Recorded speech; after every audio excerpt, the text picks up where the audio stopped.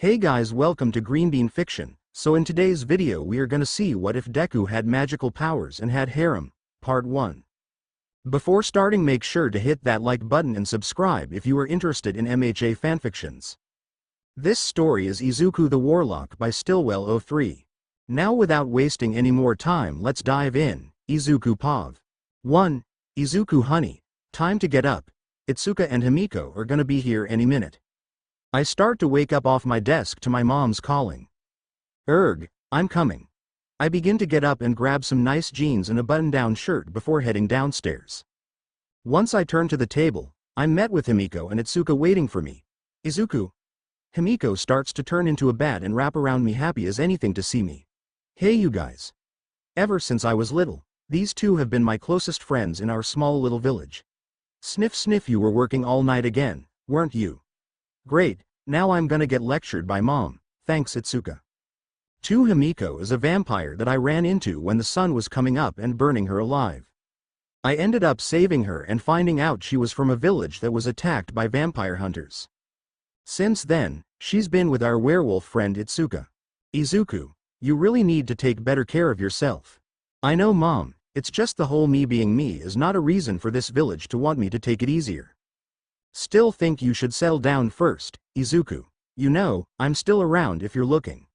I go red at Itsuka's offer for everyone to laugh at me. Itsuka has been my friend since we were babies. Technically speaking, the Kendo family watches over the Midoriyas as their loyal guard dogs. But I find that degrading to her and don't see Itsuka as anything less than a good friend. Though she has been dropping some strong hints lately. You three are going to see Izuku's grandmother today, right? Yes ma'am. The village head has asked us to head over there and talk with her. Itsuka replied to mom before she puts a raw piece of steak in front of her. She's a werewolf people, so she'll eat a lot of meat in this. Also, she'll be fine eating raw and cooked meat. For those that are curious, make sure to tell my mother I said hello then. Once we finished breakfast, we started heading out to meet our village head. Good morning, young master. Hello. Ever since I was 5 and started my training, it's been rather clear that I was above even adults at the time. Because of this, I've been trained and will take over for my grandmother's position when I become 18 as the next village head. Once we got to the main hall, we had knocked on the door for a man with orange hair and a muscle body that was Itsuka's dad to open it. It is good to see you, young master. Thank you, Nakuru. He glances over at Itsuka and Himiko holding an umbrella above her. The young master looks tired. What are you two allowing him to do to let this happen? It's not their fault, sir. I did it on my own. He glances over to me and then back at the two. Your job is to make sure he grows up healthy, do not forget that. He leads us to the head's chamber for the door to open for us. You three can come in. The village head offers us to enter with Nakuru staying outside. Once we sit, she begins to relax herself a bit. And how is everything, Izuku? Very well, ma'am. What has brought you to summon us, if you do not mind my rudeness? She chuckles a bit before answering. Does a grandmother need an excuse to see her grandchild? At least, that is what I'd wish to say. The truth is, I require your assistance. We sit comfortable and wait for my grandmother to speak. As you three already know, our home is hidden from humans as a safe haven for those that want to get away from human society and be themselves without worry. Very rarely will our village or the villagers ever come into contact with anyone outside though, nonetheless humans. This village was born by 3 witches that had wanted a free home for their brothers and sisters to live in peace. Among those 3, the Midoriyas have held the title of village head the longest due to their natural power and will continue in yourself. For the most part, we live in harmony with the humans. But that does not mean all humans are forthcoming with this. If I remember, ma'am, some groups in the human world hunt us solely on our catalysts. That is correct. You see, these catalysts are what bind ourselves to our power and allow us to bend the 5 elements that inhabit this world to our whim. We are normally born with them and hold them close to us as a treasure to keep. You on the other hand, were not born with one and can control your magic without any trouble. To them, you are the one being that they cannot touch. And am I safe to assume that such a being is in the forest as we speak? She nods at us before continuing. A hunter has for a week smelled a human and recently seen one lurking in the forest. Though we do not understand their intentions, it would be best to make sure they do not know of our village. To put it simply, I need you to take him out of the forest by any means. I would prefer a non-violent way, but you are free to use more draconian methods if needed. I nod at the village head before getting up to bow. Thank you for your generosity in this matter, Izuku. It is my pleasure, my lady. Also, my mother says hello. She begins to smile at this as we head out. Once we get outside, we head over to the local herbery and pick up a few things. Once done, we went to a few other shops to buy some more things to make a plan I had work. When we were done and I had everything ready, we headed into the forest to find the person that found their way in. So I gotta ask Izuku, what's your plan? I'm with Himiko on this, I'm clueless. Basically, I plan to put the human in a hallucinogenic state to avoid needing to be harmful. They won't know what's going on, and I'll take them to the edge of the woods near civilization. When they wake up, everything will just be like a pipe dream to them as they think they drank too much or something. We start to laugh a little as the thought of this human being so clueless came to our minds. So they're gonna think they're high or something and forget about everything, that's funny. We start to cool down a little until we get to a clearing to find 3 guys arguing and lost. One was a redhead with his hair in spikes, another was an ash blonde with anger issues, and the third had white and red hair that was indifferent in moods. I told you this was the wrong way, quiet down, spiky head. I just went slightly off my intended route. We've been following you all this time and here we are. You stay out of this icy hot, should we get involved? Nah, they'll be so caught up in their conversation that they won't know they're getting drugged. This'll be easy. I creep close to them in a bush and start making fire out of my magic to light the herbs I combined. I made sure to cover my mouth to not breathe it in as I slowly watched the 3 fall unconscious. Well, that was easier than I thought it would be. I grab one of the boys while Itsuka grabs the other 2 before heading out to the edge of the forest. So what now? Now we leave them here with a few bottles of empty beer and some cinders of some herbs to make it seem like they got too high and drunk and imagined it all. I put some empty bottles around and empty the cinders of what I burned for it to look realistic before we walked away. Izuku, there's no way that's gonna work. Worked on the last dozen times people found their way here. I walk back into the woods with Himiko thinking on this before commenting. Humans are stupid. As we walked back, the sun started to go down enough where Himiko could ditch her umbrella. So what are we gonna say to the village head? Tell her it's just a bunch of dumb teenagers who wandered in. They're gone now, and we don't have to worry anymore. Another day, another spell. While walking, I began to remember the information we were given and stop in my tracks. Wait a minute. The info said that there was someone wandering around here for a week. So, those 3 look like they've been here for the day at most? That means the person that's skulking around is still here. Itsuka starts smelling something and turning to our side. Someone's here. She starts having her fur go on edge with Himiko's eyes glowing red prepared to fight. Out of nowhere, a metal pole goes right through Itsuka's side and pushes her to a tree. Ah, it burns. I immediately run over and pull the pole out to realize it's made of silver. Itsuka. I drop the pole and prop her up on a tree. Itsuka, speak to me. I check her pulse and breathing and realize she's alive, but not in a good state. Is she okay? I looked over to see a man with a crossbow with wooden stakes in them. Himiko, behind you. She looks over and moves as fast as she could. She moved quickly but the stake grazed her, landing a hit. Himiko. I run over to her to find the man with his foot on her head. I look up to see him wearing a trench coat and a hat to cover his face. Get your filthy foot off my friend. He starts putting more pressure on her head with me holding anger. You mean this monster? I'm only doing the right thing and taking out filthy bloodsuckers and rabid dogs out of this world. He starts laughing at this with me ready to attack him. I don't know who you are, but that girl there has never harmed anyone in her life. The same goes for Itsuka. The only monster here is you. He smirks at me before smiling more. Just who I was looking for. Wait, what's he? Ah. I'm pulled out of my thoughts as a strange claw reaches inside me. Wah. What are you doing? The claw pulls out an orb that felt like magical energy and looked at it with greed. Now this is something worth more than the heads of some adolescent and prepubescent werewolf and vampire's heads. He puts it in his pocket as I feel myself become weaker and fall on the ground. Thanks for the magic, kid. This little puppy is gonna be worth millions when I give it to my superiors. He walks away laughing as my vision goes blank. And no. Give. Bah. CK. I fall unconscious as the pain and weakness takes over me.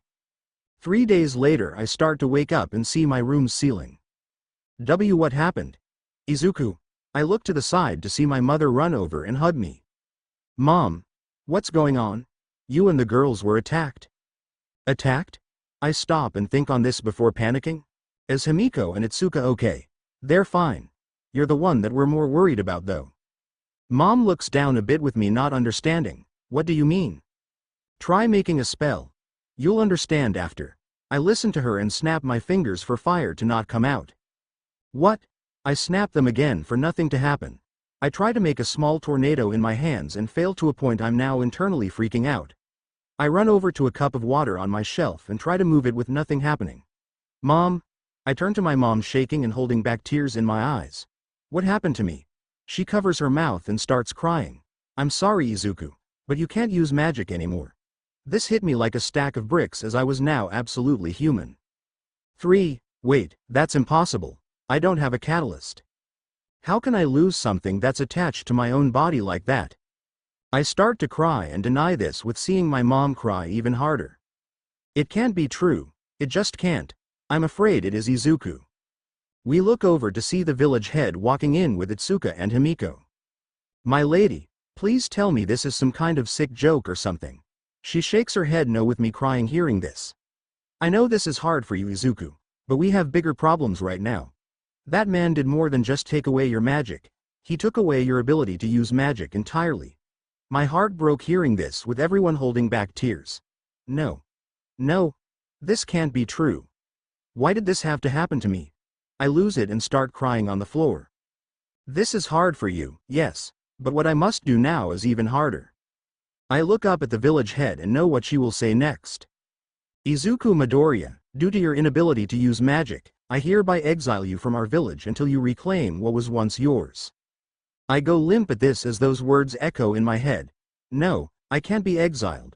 I was gonna be the next village head. How could I just be exiled just like that? Village head, there has to be a way to help Izuku get his magic back. I am afraid that may not be possible.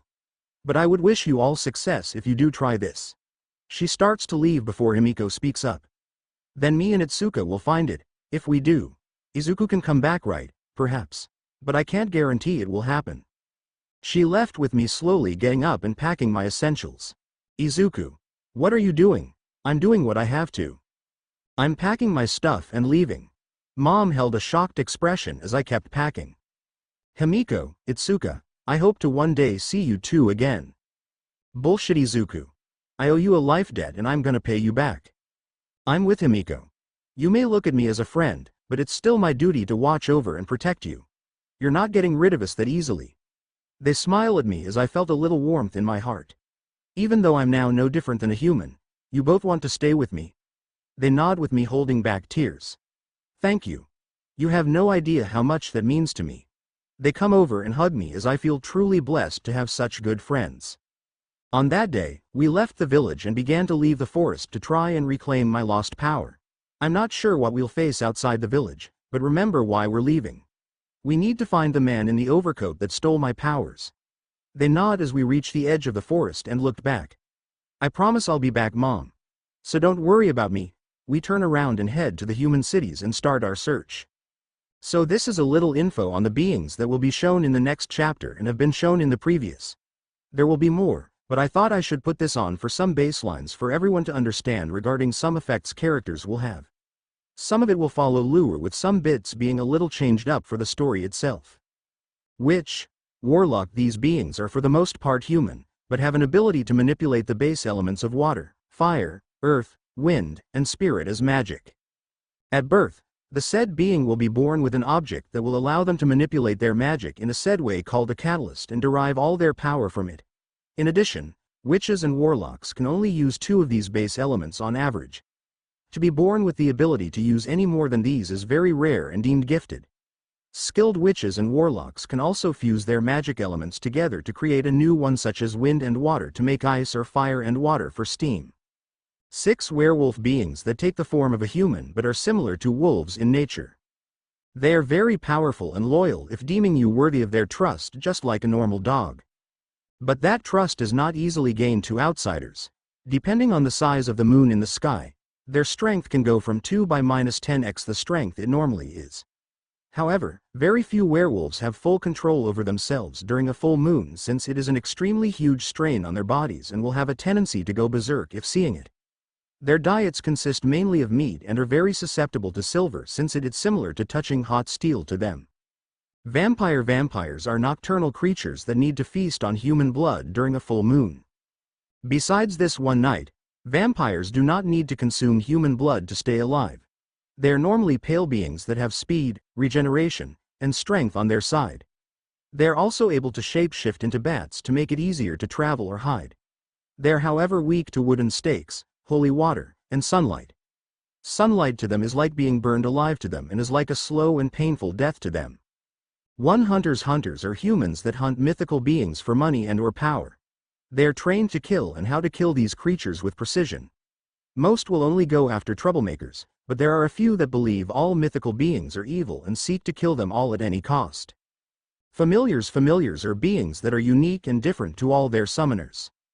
They are usually used to enhance magic power and help cast spells with higher levels than the caster can normally use.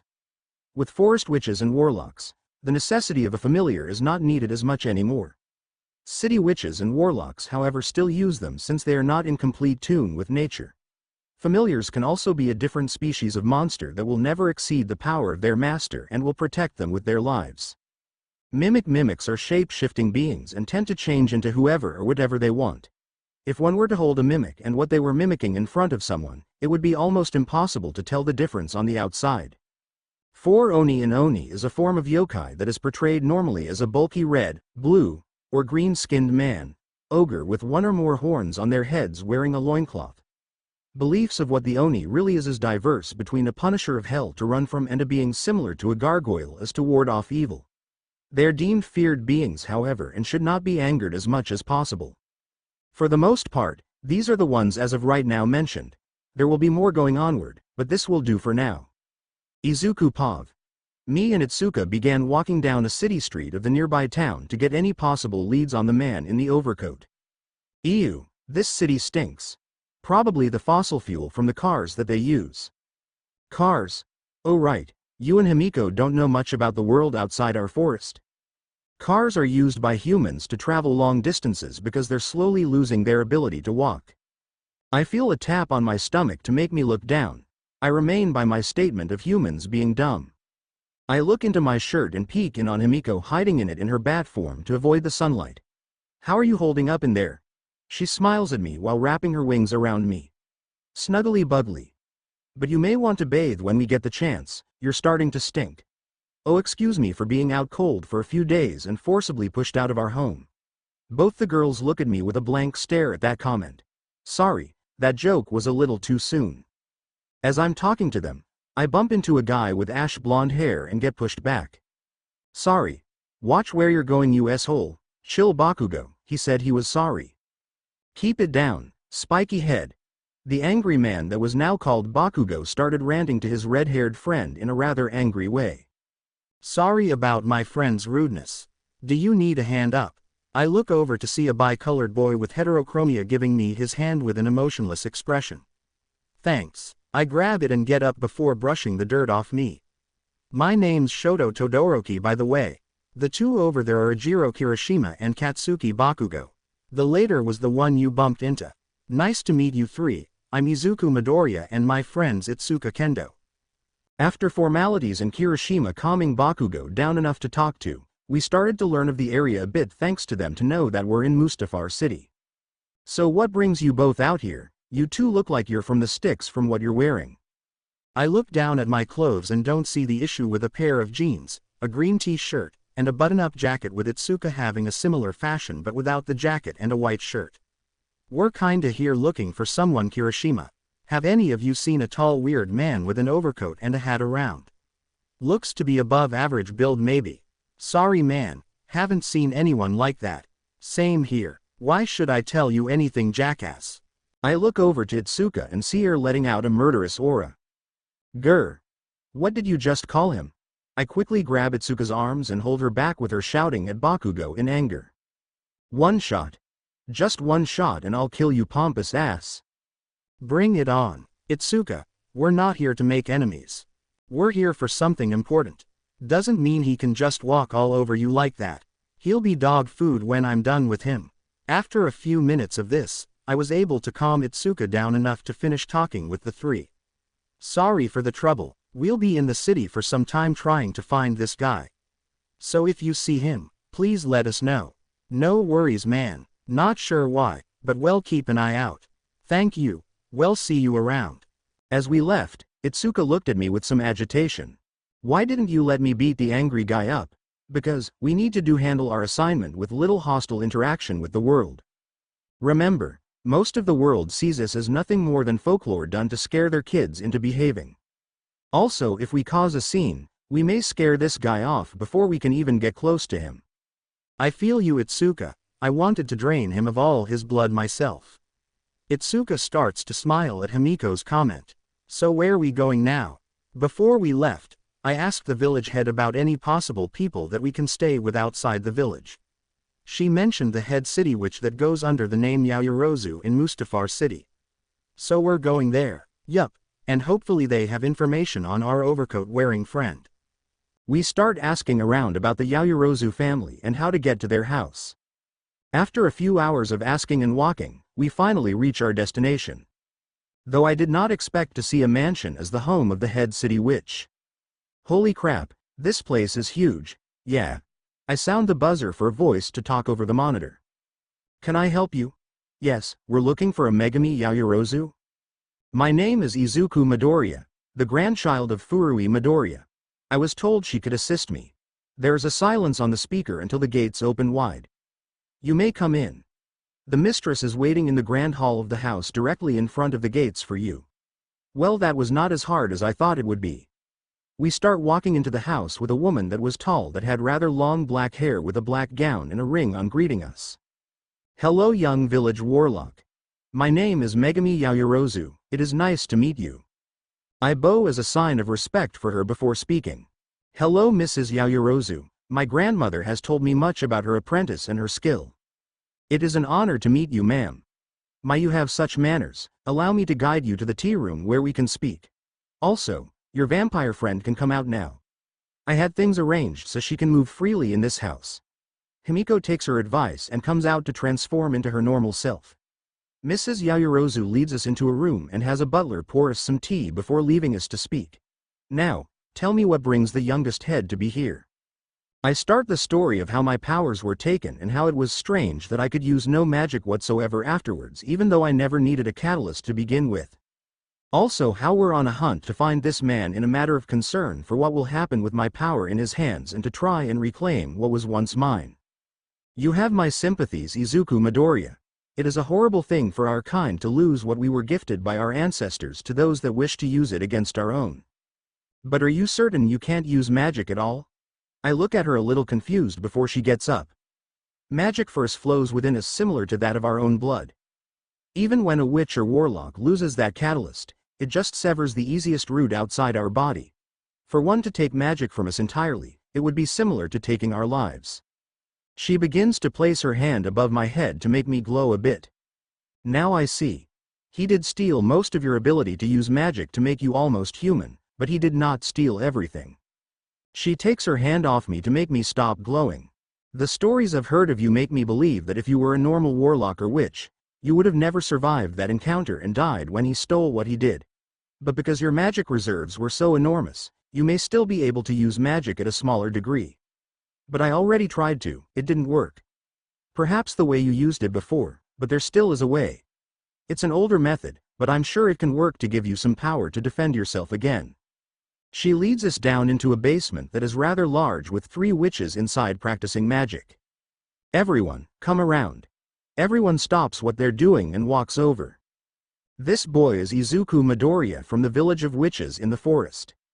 He has come here on an important mission to reclaim his power and needs our help. The 3 looked at me before one with brown hair in a bob cut comes up and smiles at me. It's nice to meet you, Midoriya. I'm Ochako Uraraka and this is my mimic familiar Mina Ishido. After she says this, a pink blob transforms into a girl with horns and black sclera. Woa, This guy is total hotness Ochako. Ask him out and maybe rock your bed a little with some little witches being made. Mina. I start to go a little red at this before another person comes up behind her with long blue hair. My name's Najire Hato, it's nice to meet you. She starts staring at Himiko and Itsuka before going on a rant. Oh my god, you're a vampire aren't you? What does blood taste like for you? How does it feel on your skin to have sunlight hit it? Do you sleep in a coffin or a bed? And you're a werewolf, right? Do veggies taste weird to you? Have you seen a full moon and transformed? Do you have a tail? How do marriages work with you? Najire, breathe child. She stops when Mrs. Yayorozu tells her to. Sorry, I get a little too excited sometimes. She steps back for us to meet the final girl that looked like Mrs. Yayorozu to speak up. I am Momo Yayorozu. It is an honor to meet someone from the village of witches in person Midoriya. She starts to bow with me taking it rather normally. It's nice to meet you all as well. So why are we down here ma'am? Mrs. Yayorozu walks over to a large circle that has been painted into the ground before answering my question. We will summon a familiar for you. Wait, so these two aren't his familiars? Correct Najire, they are his valet as you will. Izuku was the next one to inherit the title of village head before a hunter stole his magic. The girls looked at me amazed before a look of sympathy came over them. So how do I summon a familiar if I can't use magic? The familiar exists as a separate entity entirely that will be summoned with the call of its master. We city witches must use these familiars since we cannot have ourselves in tune with nature itself such as you can. She's right, Ochako would never be able to do anything without me as her familiar. The mimic is correct Izuku. I have a name you know. I walk into the circle with Mrs. Yayorozu to understand the basics. So this circle is the catalyst to bring the familiar like how we would make the catalyst out of our magic in older times. Yes, the circle helps us draw on our natural energy and gives us the ability to summon our familiar with little to not magic needed. Now, let's begin. Mrs. Yayorozu walks out of the circle and begins a chant. From gods above to devils below, head my plea and summon forth thin beast that lies dormant inside this being. Bring it to raise thy to greatness and punish thy most wicked. Arise. The moment she says this, a giant puff of smoke covers the area before a voice calls out. You who have summoned me, state your business or be killed on the spot. Okay, that voice is a little creepy. I look at a shadowy figure who is glaring at me before it speaks again. Those who dare challenge me will face an unholy death to the wrath. 4. Of the mighty Oni. The smoke clears to show a little girl with a horn and what looked like tattered clothes on her that were large for her. What the? Well, this is an interesting turn of events. What are you all looking at? She starts to look down at herself in a panic before screaming. I'm a midget. You're just realizing this now. How? I was a fully grown Oni just a few seconds ago. What happened? Perhaps your severance of your magical powers had something to do with this Izuku. It might. Familiars normally change depending on how strong their master's full potential is. So because you couldn't keep your powers, I'm a short stack. Boy did I luck out with this person as a master. The girl starts to cover her face with her hand while falling back. Though she is on the smaller side, Onas normally are not summoned as a familiar since they are deities that we cannot match so often. If she was summoned, that means your full potential can be equivalent to an Oni even at this degraded state. Mother, is that even possible? Oni children are still a very powerful entity that we would rather not fight. At least someone understands my power here. I start to sigh before I go over to the Oni. So what's your name? She gets up and holds herself with pride as she smiles at me. Kneel before the most powerful Oni in the underworld, the woman who has faced the devil and come out on top, bow to the mighty Eri. I know I shouldn't laugh, but that's too adorable. 9. Snored okay Eri. I think I can restore you to your original self if we can find a hunter with an overcoat. He stole my magic and I'm trying to get it back, seems fair enough. Once I have my full power again, I will become the most powerful being ever and return to kick Satan's ass again just for the fun of it. Haha, okay, so you're with me. I offer my hand with her thinking on it. I guess I can deal with you for now. What's your name master? Izuku Midoriya, the next village of witches head. Huh, so you're the oddball that I heard of. Oddball, yeah, your skill is something even us Oni respect. Consider my cooperation a tribute to the power that you wield. Thank you. We shake before turning to everyone with Uraraka ready to speak. So how much power does this guy have? He was born without a catalyst and with all 5 elements able to be used in him Ochako. Consider him the most powerful warlock to ever exist. Peefed. Holy crap. Once we talk a little more of what we know of the man and found out a strange man was seen in the area, we discuss living arrangements on where well alive. To make it simple, you 3 will live with my apprentices in the apartment complex down the road. You will also be attending school to avoid any strangeness, aside from Himiko who cannot go out in the sun and airy for obvious reasons. Yes ma'am. Also, I will have my familiar look into this said man and find out who he is and where he is now. I will help you to the best of my abilities Izuku as respect for my old master. All I ask is that you be patient while this happens. I will, and thank you for everything Mrs. Yaoyorozu. After we leave, Yaoyorozu and the others see us to our home. It was not really an apartment, but a large home that could fit 10 spaciously. Heck, I think you could fit 25 before it started to be a little tight. So this is your new home. Trash pickup is on Thursdays and recycle is Mondays. Your rooms are these 3 and if you have any other needs, please call on us and we will help you the best we can. Thank you all. Oh and before I forget, you will be attending a high school called UA with us. Midoriya will be in mine and Ochako's class with Kendo being in another. Aw man, I don't get to see Izuku during the day. Stinks to be you people. Eri walks into my room and makes herself comfy on the larger of the 2 beds. It's comfy, congratulations mortal. We all stare at her a bit before we continue. Anyway, tomorrow you will start school. So I recommend you get situated and get some rest. We leave at 6:45 tomorrow morning for school, so be ready by then. Okay, I start walking into the room to put my bag down by the desk in it. I begin to pull some of my herbs, books, and clothes out before getting to a picture of me, Himiko, and Itsuka with our families smiling. I look at my mom and feel sad that I had to leave her behind for this task. I promise Mom, I'm gonna get my power back and come home. You can count on it. Nekomata cat-like beings that have on average 2 tails that regularly take the image of women in geisha clothing. They tend to live deep in the mountains and are rumored to eat humans. Though this rumor is not completely factual to date, it is one that keeps people away from areas where they are said to inhabit.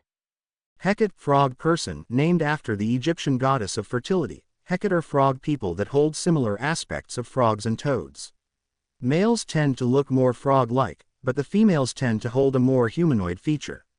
They tend to live in damp areas where frogs and toads normally do and do not interact with society as often without feeling threatened.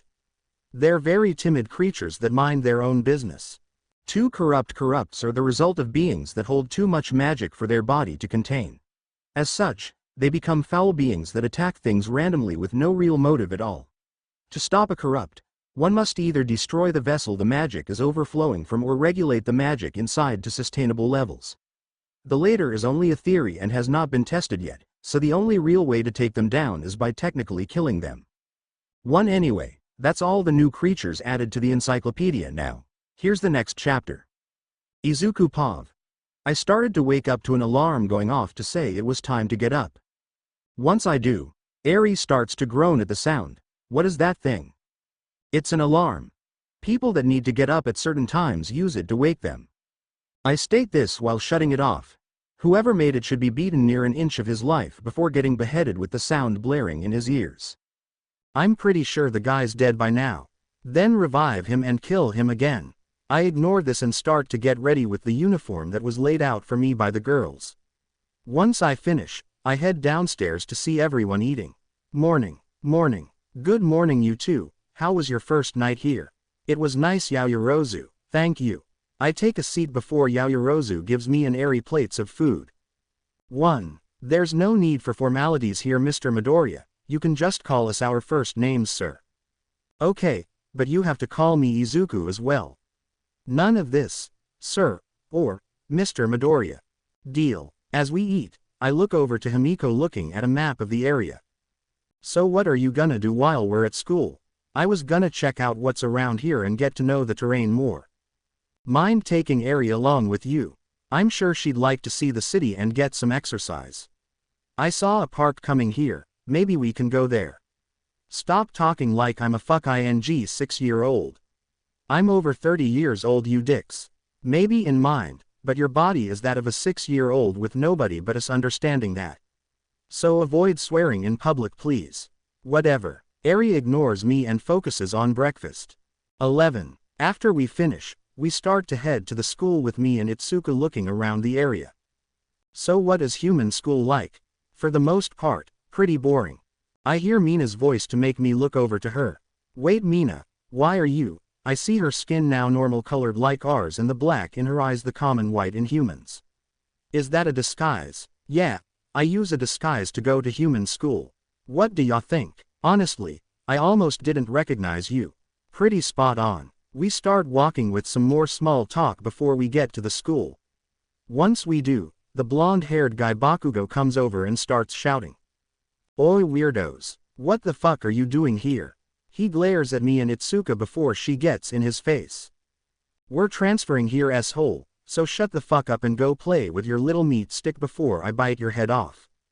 You wanna go? Bring it. I stop Itsuka by kneeing the part of her uniform that is keeping her tail from showing. Yipe. She turns to me clearly agitated before speaking. We're not here to pick fights. Walk away from the angry guy Itsuka. He isn't worth it. What was that, you stupid shrub? I ignore him and walk over to the girls with Itsuka being dragged by the collar of her shirt muttering profanity at Bakugo. Time skip to homeroom. Alright class, settle down. Today we have a new student joining us. Please introduce yourself. I nod at the very tired-looking teacher who I was told was Mr. Aizawa before speaking. My name is Izuku Midoriya, and it's nice to meet you all. I smile with some of the people talking and muttering some things about me. You can take a seat behind the blonde guy Bakugo and in front of the smaller student Mineta. I walk over with Bakugo angered to no end at me for what happened outside. Just ignore him, Izuku, he isn't worth your frustrations right now. The rest of the day had gone normal until lunch when Momo, Ochako, and Mina came over to me to talk about grabbing lunch. Little did I know, Bakugo was getting more fumed at this. Ready for lunch, Izuku? Yeah, if I remember, Itsuka's in class 1B. So let's get he. What the fuck do you think you're doing talking to the fuck-ing shrub round face? Question mark quote. I can talk to whoever I want, jerk. I start to watch as he starts yelling at Ochako for some reason. Is this really the level of shit you've degraded yourself to hang with? Don't bring him into this, you're the one that got rejected by me. Bakugo glares at me before pulling my collar. Let's get one thing straight here, loser. Round face is mine. You touch her, and you're fucking dead. I start to lose my patience with him and finally snap. Will you stop with the fuck-ing screaming already? I grab his arm and flip him over my shoulder to let him go. Ever since we met, you've been nothing but an asshole to me for no reason. I have absolutely no idea why you're pissed off at me, but I don't deserve to be treated like a petty crook by an ego-inflated ass like you. Now shut up, or I'm gonna make you. Everyone in the room saw me judo flip Bakugo with a crowd around us. Your dia. Bakugo gets knocked out by Mr. Aizawa, who looks at me irritated. I won't blame you for this, but don't do that again or I will have to discipline you, Midoriya. I did see everything, so don't worry about telling a story. Now if you'll excuse me, I have to lump this troublemaker to the nurse's office before taking him to the principal. Mr. Aizawa leaves with us waiting a few minutes before doing the same. After picking up Itsuka and telling her what happened, I decided to ask Ochako what Bakugo meant.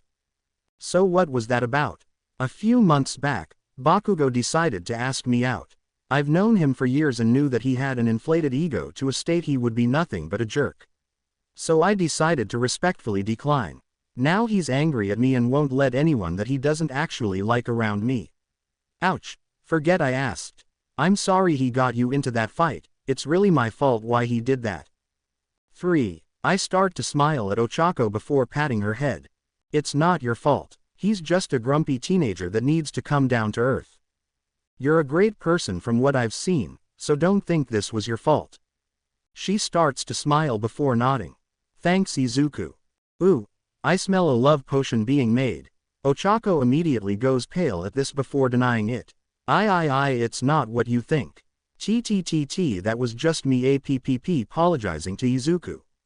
Nothing more. You know, Izuku needs a wife by 20 in our laws, so I wouldn't mind if you were his bride Ochako. Itsuka, why are you saying this? What? It's true. We start walking into the cafeteria with these words said and both me and Ochako clearly embarrassed at this. End of day. Once the last bell rang, we started to walk out with Nejire joining us. Hey, so how was your first day you two? Okay, besides having to judo flip someone to calm him down. Wait, he judo flipped someone. Bakugo. Everyone deadpanned answered with Nejire starting to smile. That is awesome. Wait ta show him. As we kept walking, a strange cat was in our path meowing at us. Hey, isn't that your mom's familiar Momo? It is, but why is she here? The cat starts walking to an alley with all of us following her. Once we get there, the cat goes around a corner for us to see the shadow of it turn from cat to a human form. Hello Shino. Why hello Momo, how was school for all of you? Good, I'm assuming you're not here to ask about our day. The woman shakes her head no. I have business with the Warlock. She looks over to me before introducing herself. You must be Izuku Midoriya, I heard many things about you. My name is Shino Sosaki, a nekomata that is Momo's mother's familiar. A nekomata huh, seems like a powerful yokai to be under a head witch. Impressive. So I'm assuming you have a lead on my power for calling me out. She nods before looking down. There was a spotting of a corrupt in the area. Corrupt. I look over to the girls to see their heads down. What's a corrupt? I've never heard of a being by that name. Momo starts to speak up. Corrupts are beings that have far too much magic pushed inside them than they can handle. The reason you don't know of them is because they're only really seen in areas where hunters are located. They're a sick experiment of trying to infuse magic inside beings to make them stronger. Most avoid this since it's ethically immoral, but those that do use mythical beings like us to infuse the magic in. A corrupt is the after effect when too much magic is inside of something. What happens after you have too much magic in you? Quote. You turn into a mindless savage monster that can't control yourself and attack whatever you can. 1. At this point, I see Nejire hold her head down and begin to cry a bit. Corrupts are a telltale sign that there is a hunter in the area, or at least was. It isn't a lead per se, but it's something. If a corrupt is left to its own accord, it can cause some serious damage to the area and ecosystem. So my master has asked me to have you all take it out. We nod before heading to our home to pick up Himiko and Eri. We also inform them on what's going on with them holding discuss that such an experiment actually happens. When we were ready, the sun was starting to go down with us walking to an abandoned church. Okay, the corrupt was last seen in this area, let's spread out and find it. While we were walking around, I went with Sosaki to find out a little more about corrupts. So what exactly do these things look like? They normally hold their original shape, but in a blacked out form with red eyes and can grow in size depending on the amount of magic inside them. Sounds tricky. Very. We look around for about an hour for the moon to rise. This is getting us nowhere. What exactly did this thing look like? Well, kinda froggy if you ask me. Run. We hear Ochako scream to make us turn to see her running with Eri in her arms. RRROOOOOOAAARRRRRR. In that instant, we see a frog-like monster come charging behind her. So that's it. Yeah, run. We start running out of the church with the corrupt still following us. We start to lose it in the forest with everyone meeting up in the trees. That's what a corrupt looks like. Trust me Kendo, that thing is not an average size. I take Momo's words to mind to notice it was 20 feet tall and attacking anything that moved. So how do we stop it? Either calm the magic inside it, or kill the thing before it kills you. Sosaki says the last part to make me angered at this. But that goes out of the natural order. This isn't hunting for food or out of defense, this would be actual murder with no reason behind it. Keep your voice down Izuku, that thing's gonna hear us. I quiet down after I hear Mina say this. It's not right, I know. But we can't stop that thing any other way. At the moment, the only other way to stop it is if we suck the excess magic out.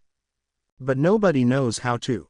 I think on a way to stop it without as much bloodshed when I start to feel Eri poke me. That thing, it had the same magical essence as you. Hearing this made me furious now. They're using my magic to make things like these. As I say this, an idea pops into my head. So all we have to do is calm the magic down in it for it to return to normal. Theoretically, yes, but we have no idea if it would work. One way to find out. Eri, I need your assistance. As we jump down, everyone is trying to stop us before the corrupt sees us. But it immediately saw us and began to charge. I take out a small bead that I made some weeks ago to use. Ultimate freeze. The beast froze in its tracks before it got to us with me and Eri walking up to its chest. Eri, can I use some of your power to cast a spell? Go right ahead. She puts her hand on my leg to send some magic into me before I begin to chant. To the towers of heaven and depths of hell, I claim the magic from which thine dwell. Upon thou there lay disaster, heed my words to make me thy master. As I state this, the magic power inside it began to swell into me with the beast's shape turning to normal.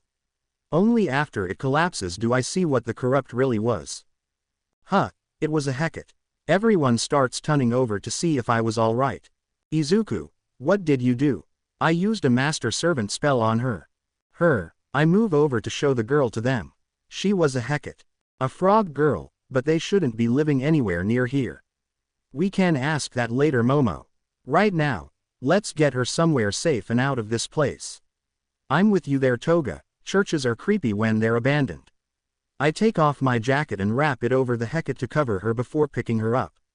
Once we got home, I placed the girl on the couch before starting a small pot of tea and putting a warm towel over her head. As the tea was nearly ready, she began to wake up violently. Where am I? Who are you people, Ribbit? Please calm down, we aren't your enemies. You keep insulting us like that again, and I'm gonna really be your enemy. Itsuka, that isn't helping. I walk in with some tea to hand her before speaking. To make a long story short, we saved you and you're in our house. So I was taken again. We all looked at each other confused before I spoke up. Sorry about the late introduction, my name is Izuku Midoriya Miss Suyu Asui, but my friends call me Su. Thank you, Ms. Asui. Now can you tell me what happened to you? How did we find you in that abandoned church you were at? She starts to think before starting. It started about a month ago, I think. I was captured by some hunters that used tranquilizers on me when I was looking for food in the swamp me and my family live in. They were fast and took me out before I could understand what happened. Once I woke up, I was in a crate that was moving back and forth. You mean like you were on a ship? It did feel like that, but I never found out. After what seemed like an endless travel in a cramped dark space, I found myself being hit again with tranquilizers before waking up in a cage in a lab. I wasn't the only one in a cage, but two people were talking outside the cages and bringing them into a room one by one. When it was my turn, I was put in a room with what felt like raw power being forced inside me. I can't remember much after that, everything goes black after. The next thing I know though, I'm here being questioned by you all. I think on this before asking her about the two people. What did the people look like outside the cages? One was wearing a lab coat with very messy hair, the other was a tall man in an overcoat and hat. I'm sorry, I didn't get a good look at them. Damn it, it's him again. Is there anything else you can tell us? You know, a conversation you may have heard or something that didn't make sense. They were talking about some kind of thing called a root chain or something. I couldn't pay attention. I hold my head down knowing this was almost a complete dead end. Thank you, Ms. Asui. Also there's an issue that I need to tell you. She looks at me confused. To make this simple, I was only able to save you by putting a master servant spell on you to absorb the excess magic you had. It isn't a permanent one and can be taken off during a full moon. But until then, you're stuck as a servant for me and can't be out of 100-meter range of me or you'll feel immense pain until you're in that range. I'm sorry that this had to happen, but it was the only way I could think to save your life. I hold my head down until I feel a pat on my head. I look up to see Asui smile at me. You saved me, so I think I can handle that for now. I smile before getting up. Thank you, and I'm sorry my magic was used to overpower you. Don't worry. Also, call me Sue. I smile a bit before Itsuka and Himiko tap my shoulder. So did you get your magic back or what? I close my eyes and feel my magic, but it felt different. My magic did start to return to me, but it feels hollow for some reason. I don't know how to explain it, but it doesn't feel like it's entirely back yet. I will talk to my master of this later. You kids head to bed for school tomorrow. Sosaki heads to the door before turning back. Ochako, tell that dwarf friend of yours to check to see if she can find his magic without us running around on a wild goose chase and about a way to sap power from something without causing physical harm. Will do. Sosaki leaves after this with Ochako scrolling down her contacts to find a number. So now what do we do with Sue? She said that it felt like she was on a boat. My best bet is she isn't from Japan, so sending her home after will be a hassle. Our best bet is to let her live here for now until we find her home. I hope I'm not intruding. Don't worry Sue, we're friends now. Najire goes over to hug Sue with me feeling magic back in my hands. This may take a while to find my full power again. Dwarves are portrayed as short beings that do not get as tall as the average male and are rather husky in their bodies. What they lack in size, they make up for with resistance to heat. Dwarves tend to live in the mountains in underground cities and are rather adept to mining, crafting, metalworking, and so on. Nowadays, dwarves invent and fiddle with any machines they get their hands on. Half-breed dwarves are not prone to short husky statures and are less resistant to heats. Though their heritage allows them to have the same creative minds as their full-blooded brethren. 1. Dryads are wood sprites that are born attached to a tree in which their life force is connected to them. It is said that if the tree dies, the dryad will soon follow. They're normally shy nymphs that are connected to oak trees. In older times, Greek laws prohibited any harming of any oak trees to not hinder the wrath of the gods upon the people for harming these creatures. Nowadays, dryads are being seen less and less due to human deforestation. That's it for all the new types in the chapter. Now on to the story. Izuku Pav. I begin to wake up to Eri kicking my face to get the alarm clock to stop. Destroy the damned thing already. Relax, it's not as bad as you make it out to be. What part of some annoying thing waking me up isn't bad? I take a sigh of annoyance before getting up to shut the alarm off. We both start to make our way into the kitchen to find Sue making breakfast for all of us. Morning Sue. Morning Midoriya Ribbit. Whatcha up to? I kinda felt bad when you all let me stay here for free, so I made some breakfast for everyone as a way to make my conscience feel a little less guilty. I take a small piece of French toast to taste a lot of flavor in it. You didn't have to do this, but thanks. Anytime. Sue starts to smile at us while we hear the others come in. Something smells amazing. Mina states this while looking over to me and Sue talking. No, my ship for Ochako has gone to a frog girl. Midoriya, what's she talking about Ribbit? I don't know. All I know is it's about us and Ochako. We shrug it off to bring the food to the table for everyone to dig into. Once we finish, we start getting ready with a small bit of reality hitting me. Hey Sue, how is this gonna work? What do you mean? I mean, the school is out of the radius of the master-servant contract. So how are we gonna work that so you don't break it? She thinks on it a second before suggesting something. Open your bag for a second. I do this with Sue transforming into a small tree frog and jumping into my bag. Problem solved. I'll let you out when lunch comes then. Shen nods at me while we all get ready to leave. We'll see you two later. Take care. As we leave for school, Ochako remembers something important. Oh yeah, I forgot to mention. May said she'll meet you after school today to see about a better power draining for your magic Izuku. Who's May? She's Ochako's half-dwarf friend. A dwarf in the city. You find the weirdest things in this world.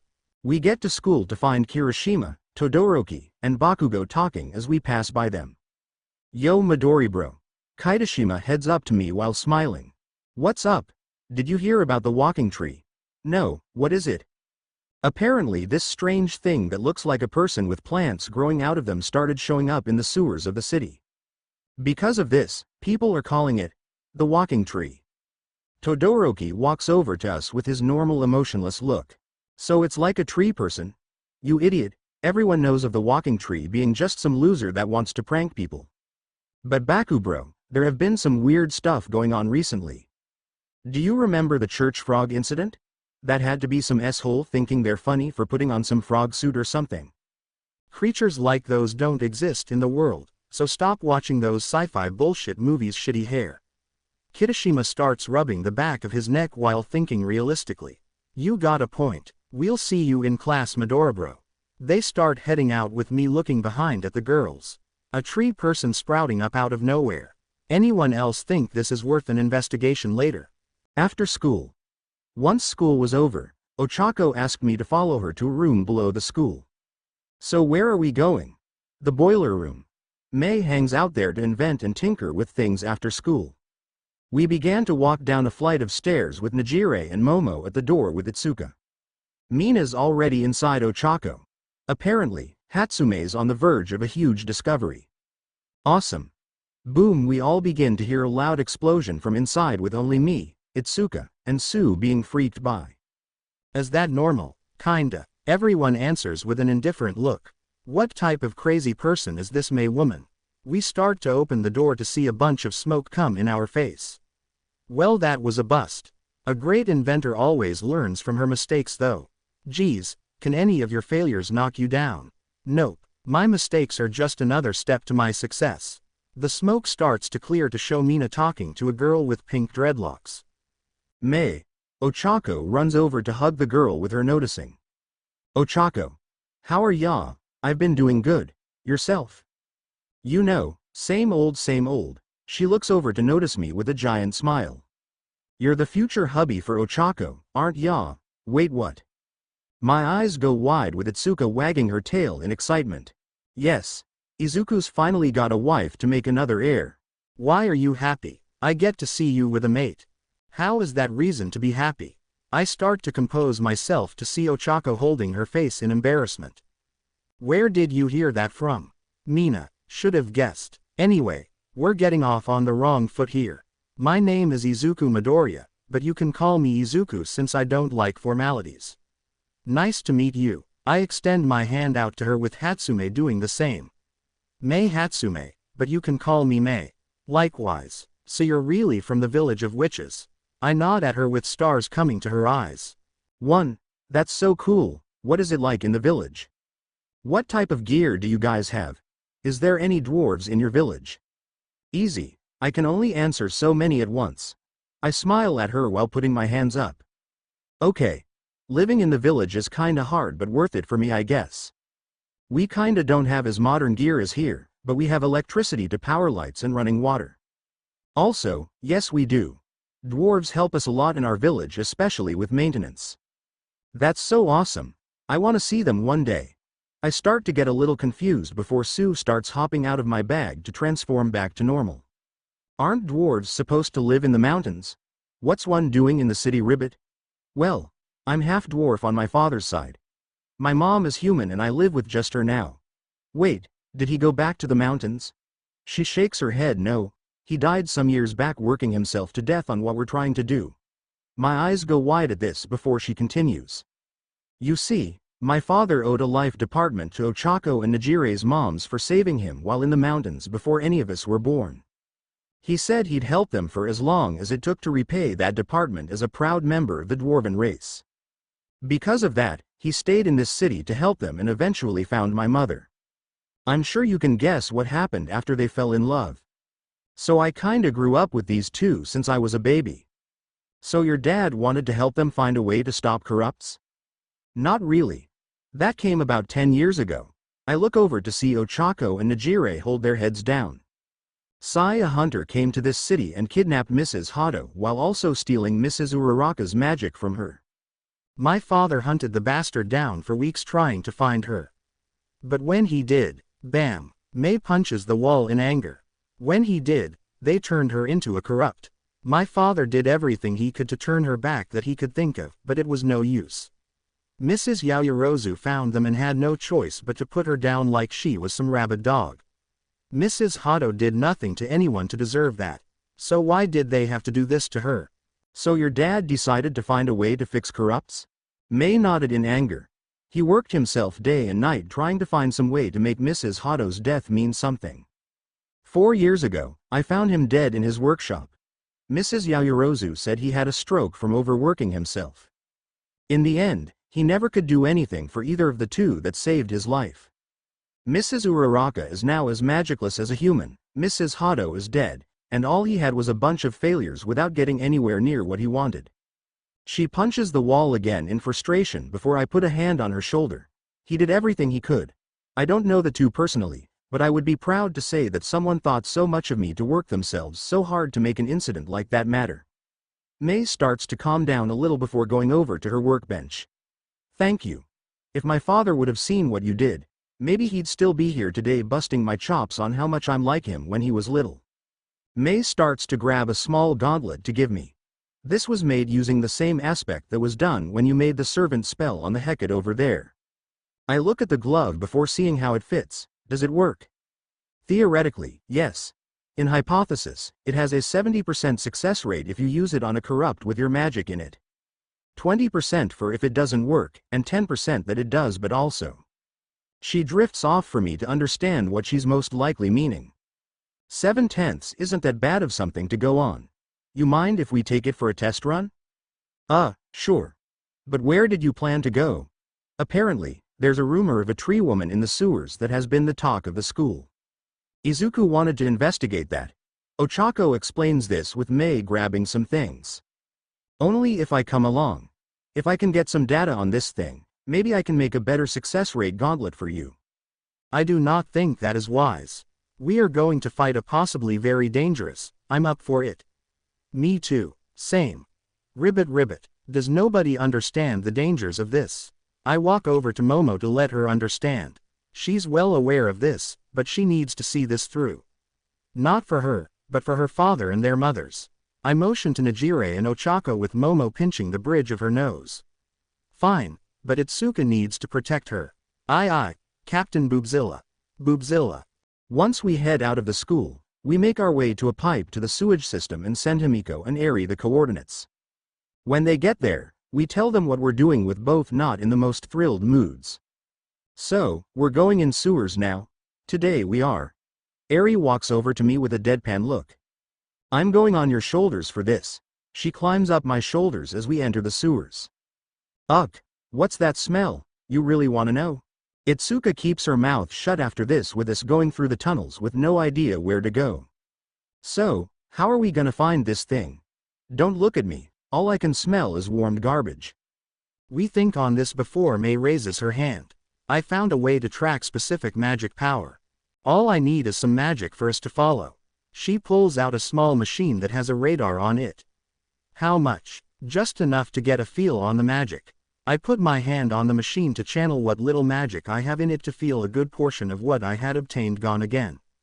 Okay, we got something. Looks like it's in the large overpass in the area in front of us. Nice work, May. Now we can find these things easier. Ochako compliments May with her rubbing the back of her head with a smile. Once we make it to the open area, we look around to find nobody there. You sure that invention works? Mina starts to question May with her making sure her calibrations were right. I thought it did. Maybe there's a bug I didn't find yet, cause we should be on top of it. I start to feel cold water on my nose before looking up. Girls, we're not on top of it, it's on top of us. As I say this, a creature of black vines comes at us with anger. Screams. We dodge it immediately with Momo standing in front. Plants can't beat fire. So fire flight. Momo sends a giant amount of fire at the thing with vines coming up to block it.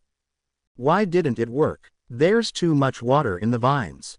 You'd be better off lighting a damp piece of wood in the swamp. The monster sends vines at us with it grabbing Mina. It's got me. I've got you. May jumps up with a small hunting knife to cut the vines. I owe you one. Just make sure you be careful with this thing. I begin making my way towards the monster with Itsuka trimming down the vines in front. Himiko, get the thing. Himiko immediately turns into her bat form to dodge the vines to get close to the corrupt. She changes back to her human form to dropkick the corrupt in the face for me to get close to it. Time to see what this thing can do. I place the hand with the gauntlet on the corrupt's face for the excess power to come inside me. Screams. The corrupt starts to retain its original form to show what she really was all along. 3. I immediately put my ear to her to try and hear if she's breathing. That's a relief. Izuku, is she okay? Nejire runs over to see us with me nodding. I think she'll be fine. Also, I think she's a Dryad.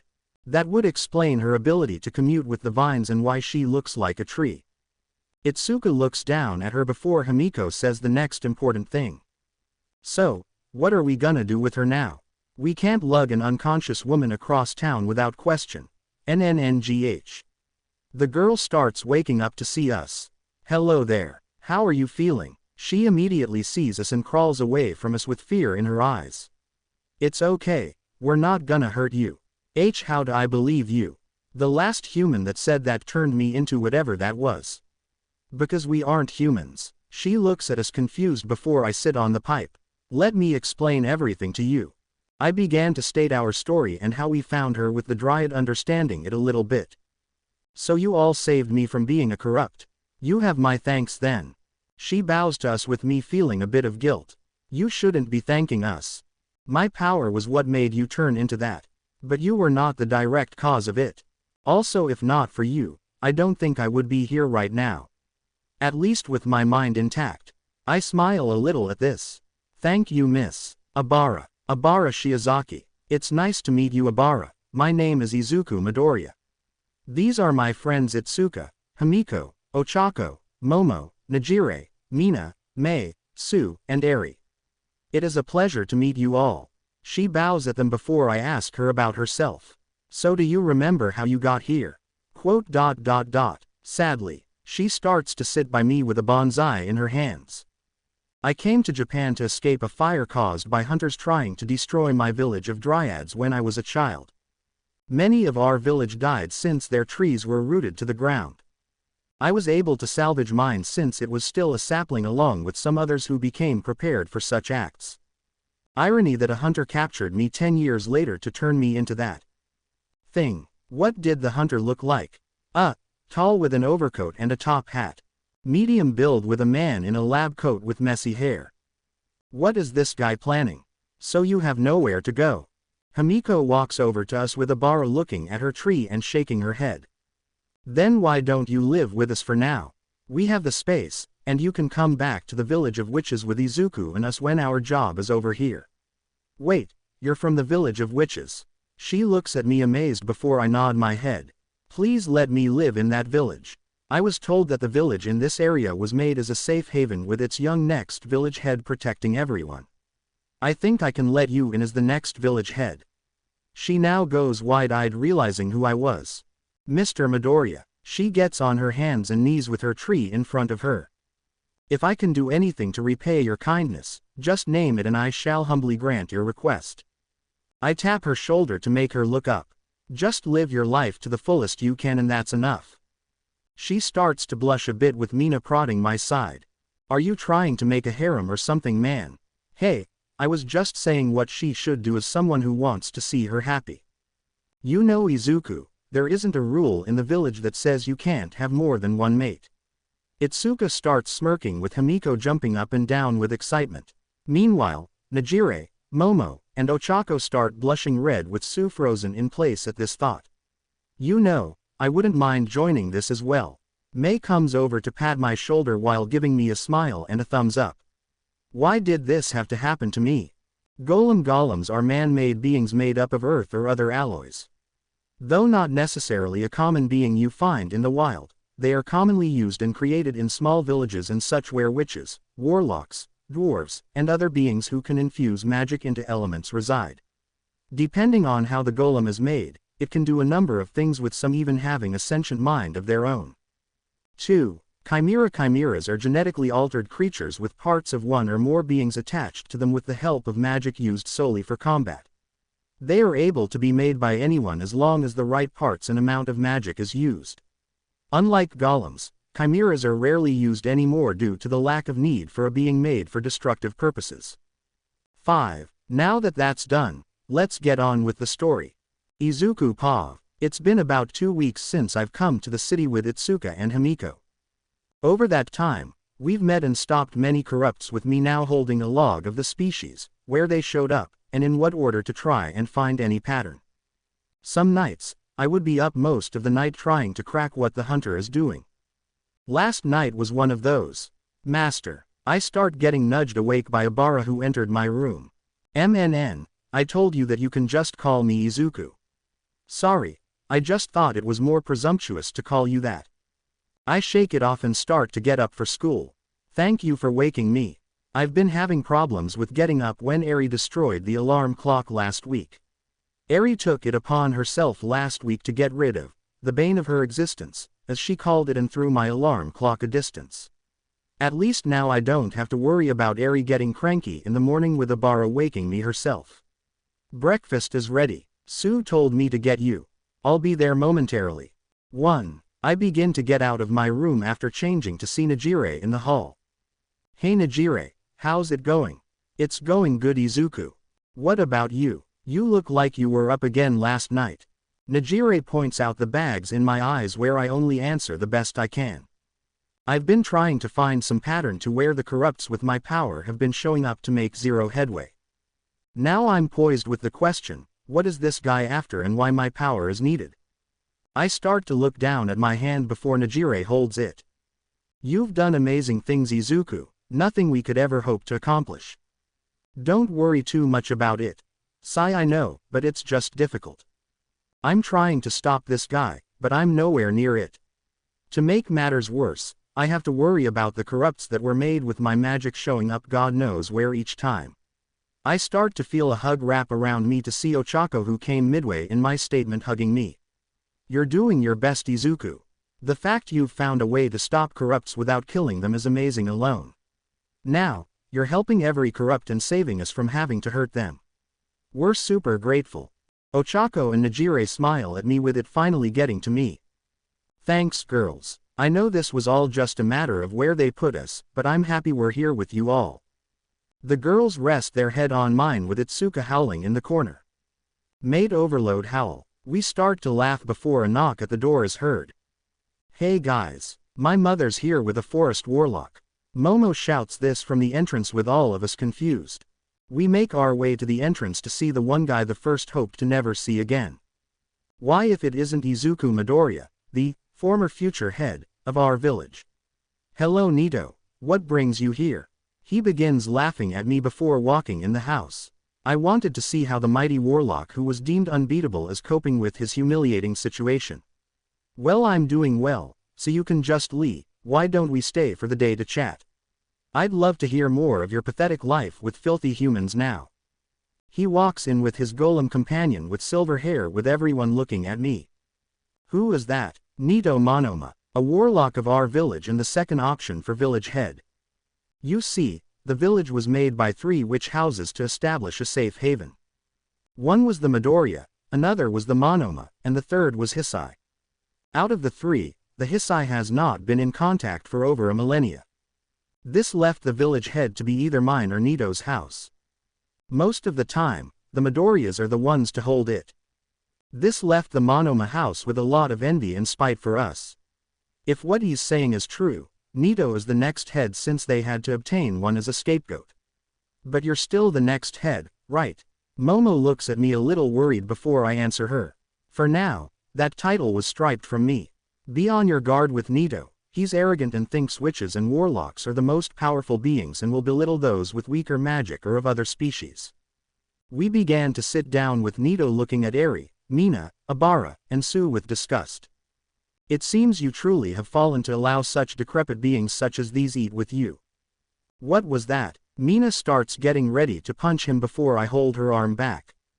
I don't know how things were done in your home Neato, but me and the witches of this city with our familiars and the beings of this place as equals. Please refrain from making accusations that anger them. How pathetic of you Izuku. The Midoriya family are just a bunch of cowards I see. I hold my fist in anger while smiling. Perhaps, but we would rather avoid acts of violence as much as possible since we find them useless. You may think that, but I believe that this world needs to know who the mighty ones are. And for that, I shall make a war on hunters when I am village head. You cannot be serious Mr. Monoma. Doing such an act will violate everything that our village stands for. Nobody will follow you, even if some would, you would cause mass death on either side with neither winning. Perhaps, but humans that take from us need to be taught a lesson about where they really stand in the totem. I glance over at the girls to know that they understand where he's coming from. Quote. That will never happen, because I will obtain my magic back and keep it from happening. And what makes you think you can? Neato stares me down with a smirk for me to smirk back. Faith. He laughs in my face with me glancing at the girls. Tell the teacher I'll be out today due to family matters. They nod before heading out with something small to eat on the way. Once they leave, I look over to Neato for answers. Why are you really here? He smiles at me before answering. To prove you're nothing compared to me and my family. So it's about petty jealousy, is it? I walk back to the table to eat with Sue and Abara beside me while Neato tries to get me to snap. Nice place. Fitting for one who lost everything. I stay silent as he continues. Those city witches are truly a sight to behold. May have one become my fiancé when I take the mant. Leave those three out of your quarrel with me. They are kind people that deserve better than either of us. They were willing to help a magicless warlock like me reclaim his power and let me into their home without discrepancy. To me, those three are far better for a village head than you could ever be. We both glare at each other before Eri pulls me back. He's not worth it, Izuku. One attack of your reserves will end him. I pull back with the silver-haired guy walking up. I don't know what your problem is with my master since I was created a week ago, but give him the respect he deserves as the next head. I take one look at the guy to know what he was. You created a golem out of different alloys and moss coatings to make it look human. Not an easy feat, but of course, the next head should have a loyal servant if he wishes to become great. That bitch of a werewolf you have should have been my servant, but she had to go with you and the vampire skank next to you. Himiko hears this and begins to get mad. Oh, that is it, narcissist. You're going down. I hold Himiko back with Abara and Sue while Neato laughs with his golem ready for a fight. It had to be Neato to show up today, didn't it?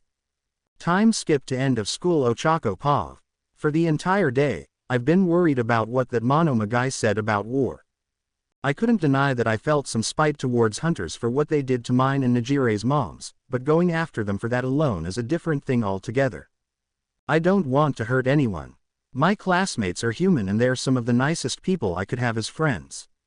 Even Mineta and Bakugo don't deserve that. Uraraka, why was Midoriya not in class today? Ida walks up to me with his karate chop movements to have me somewhat smiling at it. He had a family member come into town. He should be back in a day or two. I see, then please pass him these notes on class. As the class rep, I would be unfit for my title if he were to fall behind on my watch. Will do, Ida. He hands me the notes with Bakugo walking over. Out of the way, 4 eyes. He practically pushes Ida out of the way and slams his hand on my desk. You and me are going out today. I don't even give the satisfaction of paying attention to him while putting the notes away and answering. No, we're not. I have plans that don't involve you and wish to keep it that way. I begin to get up to make sure Ida is okay before walking out. Before I could, Bakugo slams his hand on the wall to block my escape for me to glare at him. Let me through. And why should I? That loser you hang out with has no reason to be with you, yet you fawn over him like a lovesick bitch. He won't amount to anything. Why not be with me instead of says the person who has no idea what he goes through. I lose my temper and shout at Bakugo. You have no clue what he has to deal with. He's lost all dignity he has along with a title he was given. To make matters worse, he has to deal with a cocky asshole like you when he has a million things in his mind going on around him that takes more priority. So next time you want to yell at him for something he has no part in, shut the hell up and let him be, for God's sake. I push him out of the way to leave with Momo and Mina following. Once we get outside to meet up with Itsuka, May, and Najire. Mina speaks up on what just happened. That was pretty messed up. Ochako, you know you could have blown our cover doing that, right? Sigh, I know, but it wasn't fair of Bakugo to go after Izuku like that. He deals with so much already with trying to stop corrupts and gain back his power. Now add the fact he lost the title of next village head to that punk to the mix. It just isn't right. I will agree there. Having that person become the next village head may have been a forced option, but it was a poor option on the village's part. Tell me about it. Back when me, Himiko, and Izuku were in the village, Neato would do anything to try and prove his superiority to Izuku and belittle me and Himiko in the process. He needs to learn where he stands. We begin walking back with Shino meeting us halfway. Hey you lot, Shino, what are you doing here? I came to tell you all that a corrupt's been found in an abandoned building near the outskirts of the city. We start heading to the house with a thought coming to mind. Shino, do you know anything about the Monomas and Midoriyas specifically? Well I know that the Midoriyas treat any race strong or weak as equals. She starts to think on this before saying more. When I was starting as my master's familiar, we had to enter the village for a meeting. The head of the Monoma house was being a royal dick to me and the other species in the meeting with no remorse for it being in front of the heads of both the city and village witches. She only stopped when the head of the Midoriya family, Izuku's mother, stopped her. She stood there arguing for our sake, not caring if she looked like a fool to defend us, saying that we put time in our day to meet with them. The last thing that we wanted to do was be belittled as something inferior when we were just as much part of the meeting as her. I listened and admired the respect Izuku's mom has for others to know the apple doesn't fall far from the tree. She sounds like a nice person. She is. She even offered to make us all dinner while being 8 months pregnant with Izuku as a token of apology. That definitely sounds like Inko. Itsuka starts to smile at the thought of Izuku's mom doing this with some satisfaction. Once we arrive at the house, we enter to see Izuku holding Eri back with Neato laughing with the guy he was with ready to brawl. Just one shot to make this pompous ass shut up about Ona's once and for all. I'd like to see you get past Tetsu little brat. Ha ha ha ha ha. Eri, he's not worth it. I don't care. I am not gonna have my race slandered by some pathetic half-baked tool that doesn't know his place. Ahem. They all stop to see Shino look around. There's been a corrupt sighting. We need to head out now, Izuku. Yes ma'am. Izuku runs into his room to get the equipment he needs before coming out. 1. At the edge of the city Izuku Pav. We find our way to the abandoned building the corrupt was in with Neato and Tetsu following along. So why did you want to follow us, Neato? Because if these corrupt things are as powerful as you say, you will need me to assist on destroying it. He starts laughing with me putting May's glove on. We're not gonna destroy it, we're gonna release the excess energy inside it to return the being back to normal. And what will be accomplished by that? I look over to him agitated before saying my answer. We save a life. A lower species life. I ignore him with May ready to punch him for what he said. She lets it go however for us to focus on the task at hand.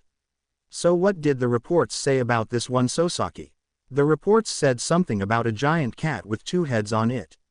A chimera class, not good. As we enter, we get the sensational feeling of something cold breathing down our necks. Stay close, this thing may be dangerous. The girls stay close to me with Neato ignoring it and going off on his own. What are you doing? Don't split from the group. As if I was ever part of your pathetic group of www.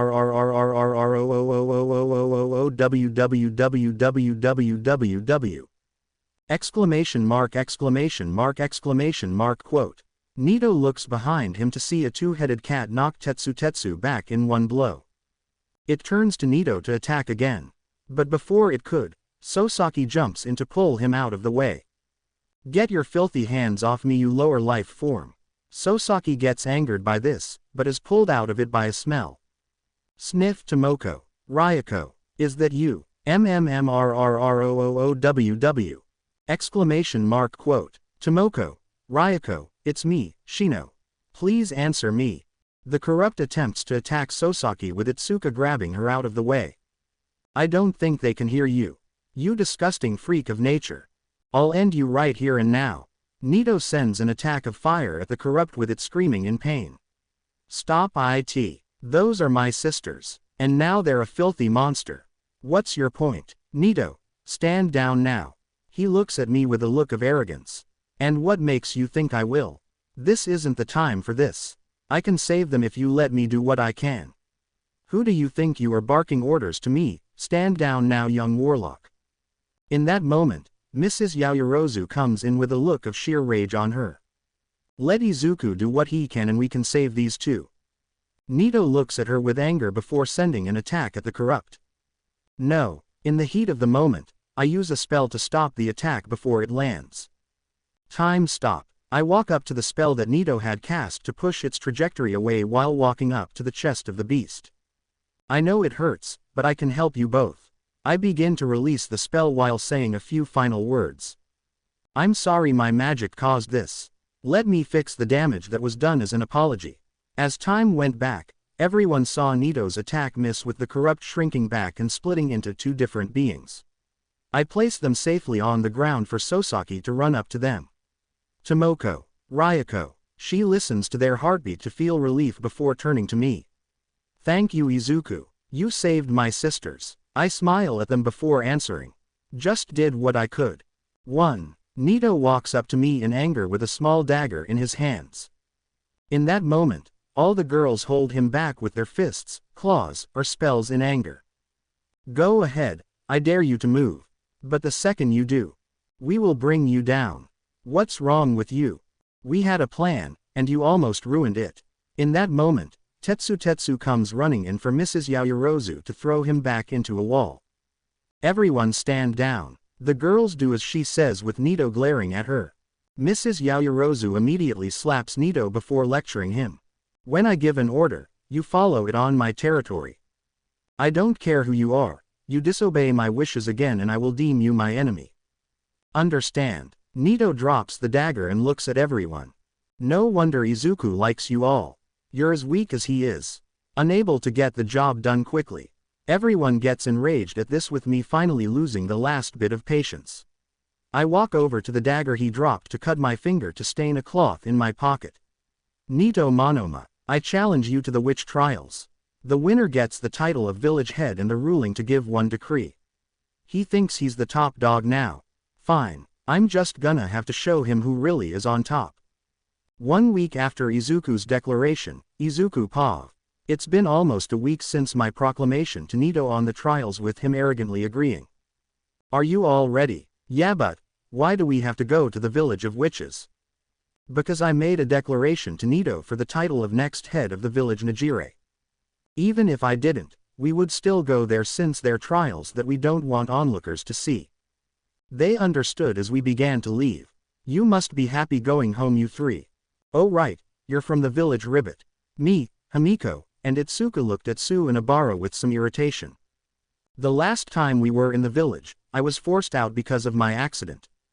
Going back without my mission's success makes me feel like I'm accepting defeat. My dad wasn't exactly happy when I said I'm staying with Izuku, but understood my loyalty towards him. Needless to say, we're all going back to some issues. They avoided the topic after this as we meet at the edge of town to enter into the forest. At the village, after about an hour-long walk in the woods, we discovered the gate of our home with 3 people there to greet us. Izuku. Mom began to run over to me and hug me to a point my life was being squeezed out. Mom, I missed you, but you're suffocating me. Sorry. She released me with the village head and Itsuka's father coming over. It is good to see you 3 again. It is also a pleasure to see you again as well Megami. It is a pleasure to see you as well Master. Mrs. Yaoyorozu bowed to my grandmother with her smiling. Even after all these years, you still show me respect by bowing. Thank you for that. Nakuru started to walk over to us with an indifferent look. Who are these 3? I can smell the witches and the familiars over there, but these are not known. He began to glare at Abara, Sue, and May with anger. They're our friends, Dad. Please don't hurt them. He only looked at them before walking into the village. We followed him with the villagers looking at me. They began to speak silently to themselves just loud enough for me to hear. Izuku really was coming back. I thought he lost his magic though. I heard he challenged Neato to the witch trials.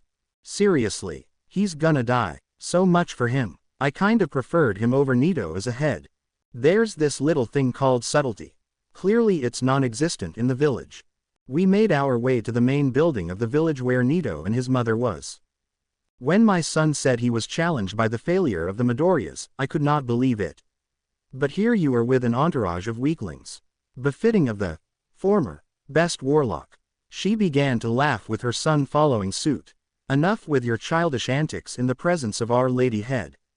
Nakuru began to get angry with them stopping. Thank you, Nakuru. Now if you would all follow me inside, we will discuss the trials to you all along with the conditions of success for either of you. We entered inside for us to meet around a table. Now, the winner will become the next head without question. However, the winner shall also obtain the decree to be enforced if desired. Neato began to smile a bit at this. Then how about this? If I win, then the Kendo house serves the Monomas. That will never happen, Neato. The Kendo family has ties to the Midoriyas out of honor. Very well. Neato has made his wager. Now what would you like, Izuku? I began to think on this before Mrs. Yaoyorozu spoke for me. Allow me to place an engagement wager on the winner in Izuku's place. Most of the girls were a little unsure what it was. What is that?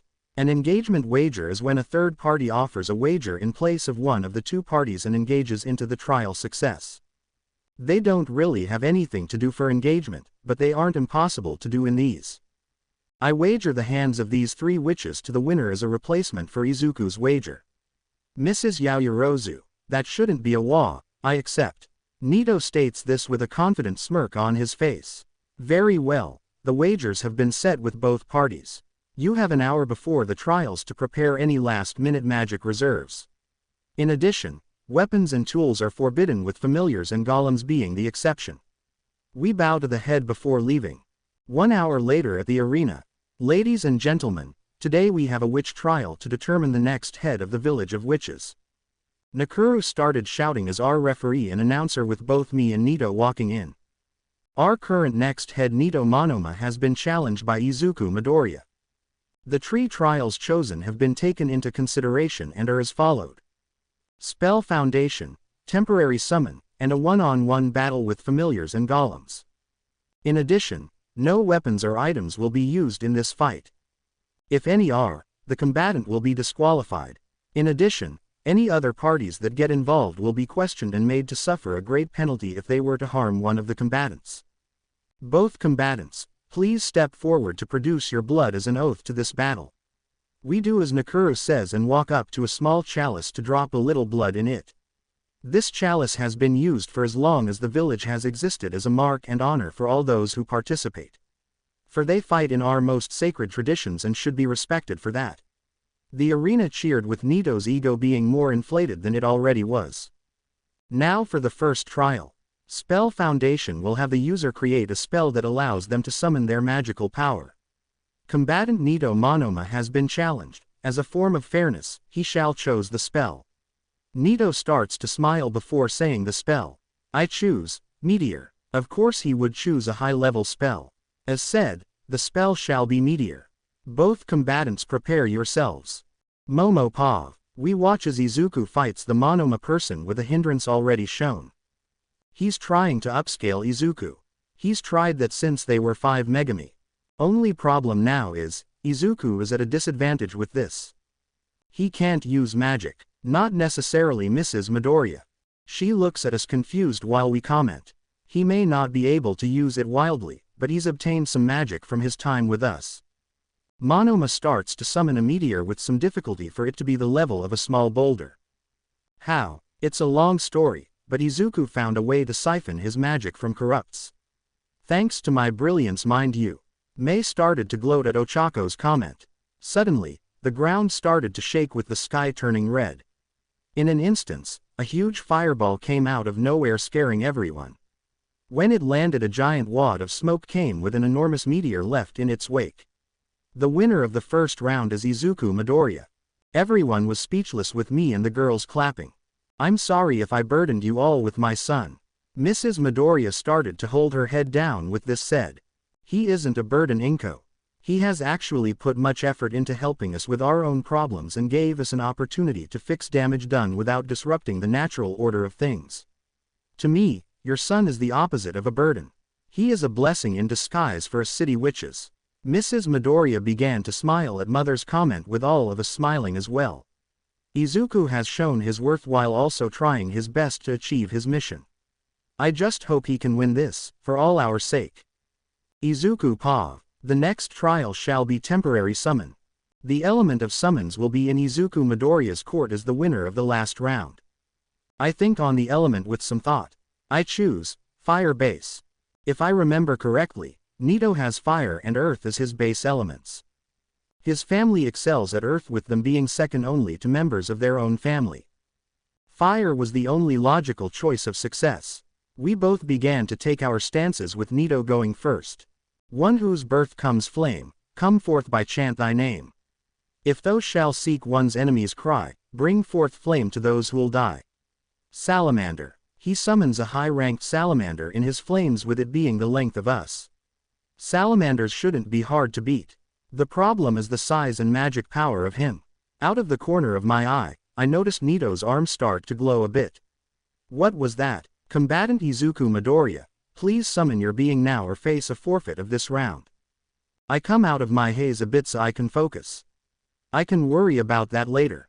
Flames give birth to moonlight sky, come forth one who shall fly. In name I chant though whose ash shall bring life after one whose pass.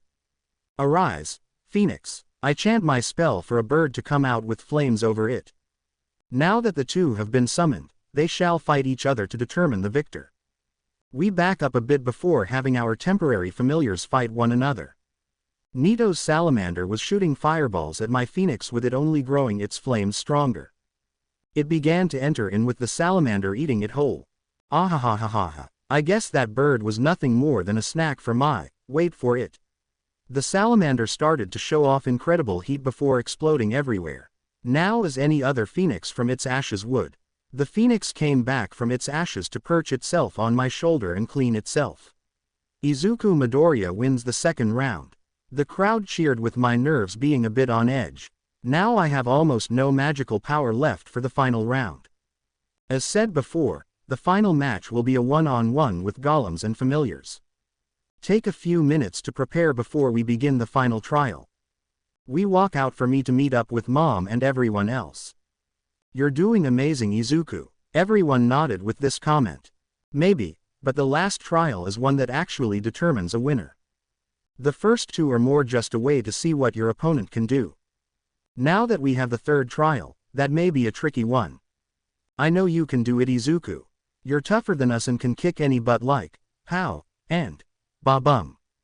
We began to laugh at Ochako's little comment, with a can being thrown at me. Hey, failure. I look over to see Neato clearly angry. You better enjoy your 15 seconds of fame while it lasts, because I'll take that success and prove to you where you really stand. He smirks at me, with Eri coming beside me. You wanna start something, twat? I couldn't hold back a snicker at her choice of words. I'm gonna enjoy putting my boot on your necks in the final trial. He walked away, with all of us worried. Should we be worried he's gonna kill you? I have a plan against him, but the only way it'll work is with Eri. Oh, I'll be more than happy to put that loser in his place. We began to walk back into the arena, with the crowd cheering. Now is the time for the final trial.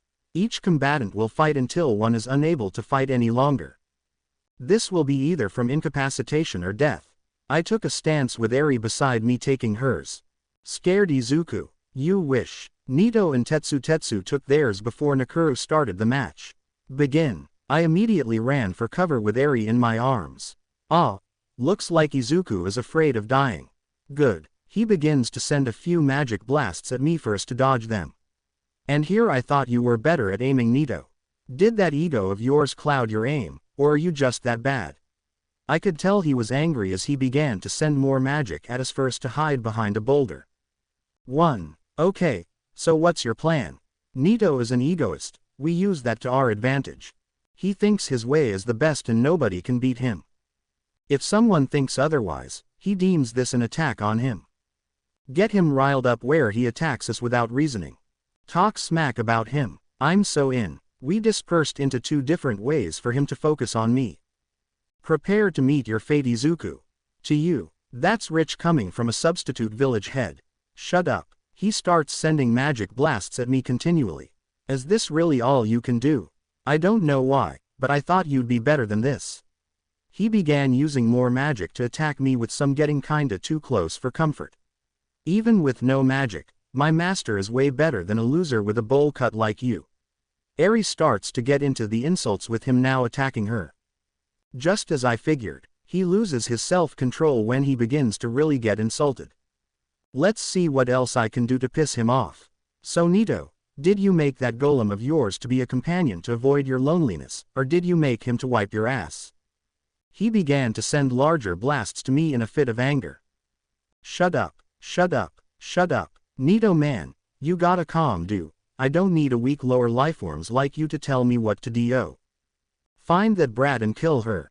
Tetsu started looking for Eri with me just racking on the insults to keep his attention to me. If the likes of you are the next village head, then why don't we make a monkey the one after you? I'm sure it would do a better job than you. Ah, he kept throwing blast after blast with his magic being depleted more than he could replenish it. Boo, you suck as a next head if you can't beat a magicless warlock and a little kid. He immediately sends a blast in the direction of Eri to hit Tetsu in return. What's wrong Neato? Can't hit me. I'll stand right here for you too. He was now enraged with me before trying one last spell. He tried to send a spell with it not working. What just happened? You lost. Impossible. You haven't thrown a single blow. But you have. You threw more magic out than you could replenish. Now you're on fumes for a while. Which means, you're no different than me. I charge at him to knock him down and hold his arms in a twist with my shoe on his head. Now who boot was supposed to be on whose neck? He began to flail in anger until I saw the glowing again. It began to envelope him with his body growing and turning black. I won't lose. I won't lose. Rua AAAARRRRR asterisk. I thought something was weird. Nakuru, I need a support item to help Neato regain control of himself. Will you permit it? It's fine. Just stop whatever he became. I run to the edge where the girls are to look up at them. May, did you bring the siphoning gloves? Here, she tosses me the gloves to put on. Once I did, I looked over to see Neato growing even larger than most corrupts. Something's different with him compared to others. I can tell it's my magic, but something's off. He began to charge at me for him to stop in his tracks. I looked around to see my mother standing in the crowd. Chronostasis. You're not going anywhere Neato. She looked at me with a smile. Do what you must Izuku, just stop him. I take her up on those words to place my hand on Neato to absorb the excess magic. He began to roar in pain until he went back down to normal size. He immediately collapsed after. Everyone was silent until Nakuru spoke.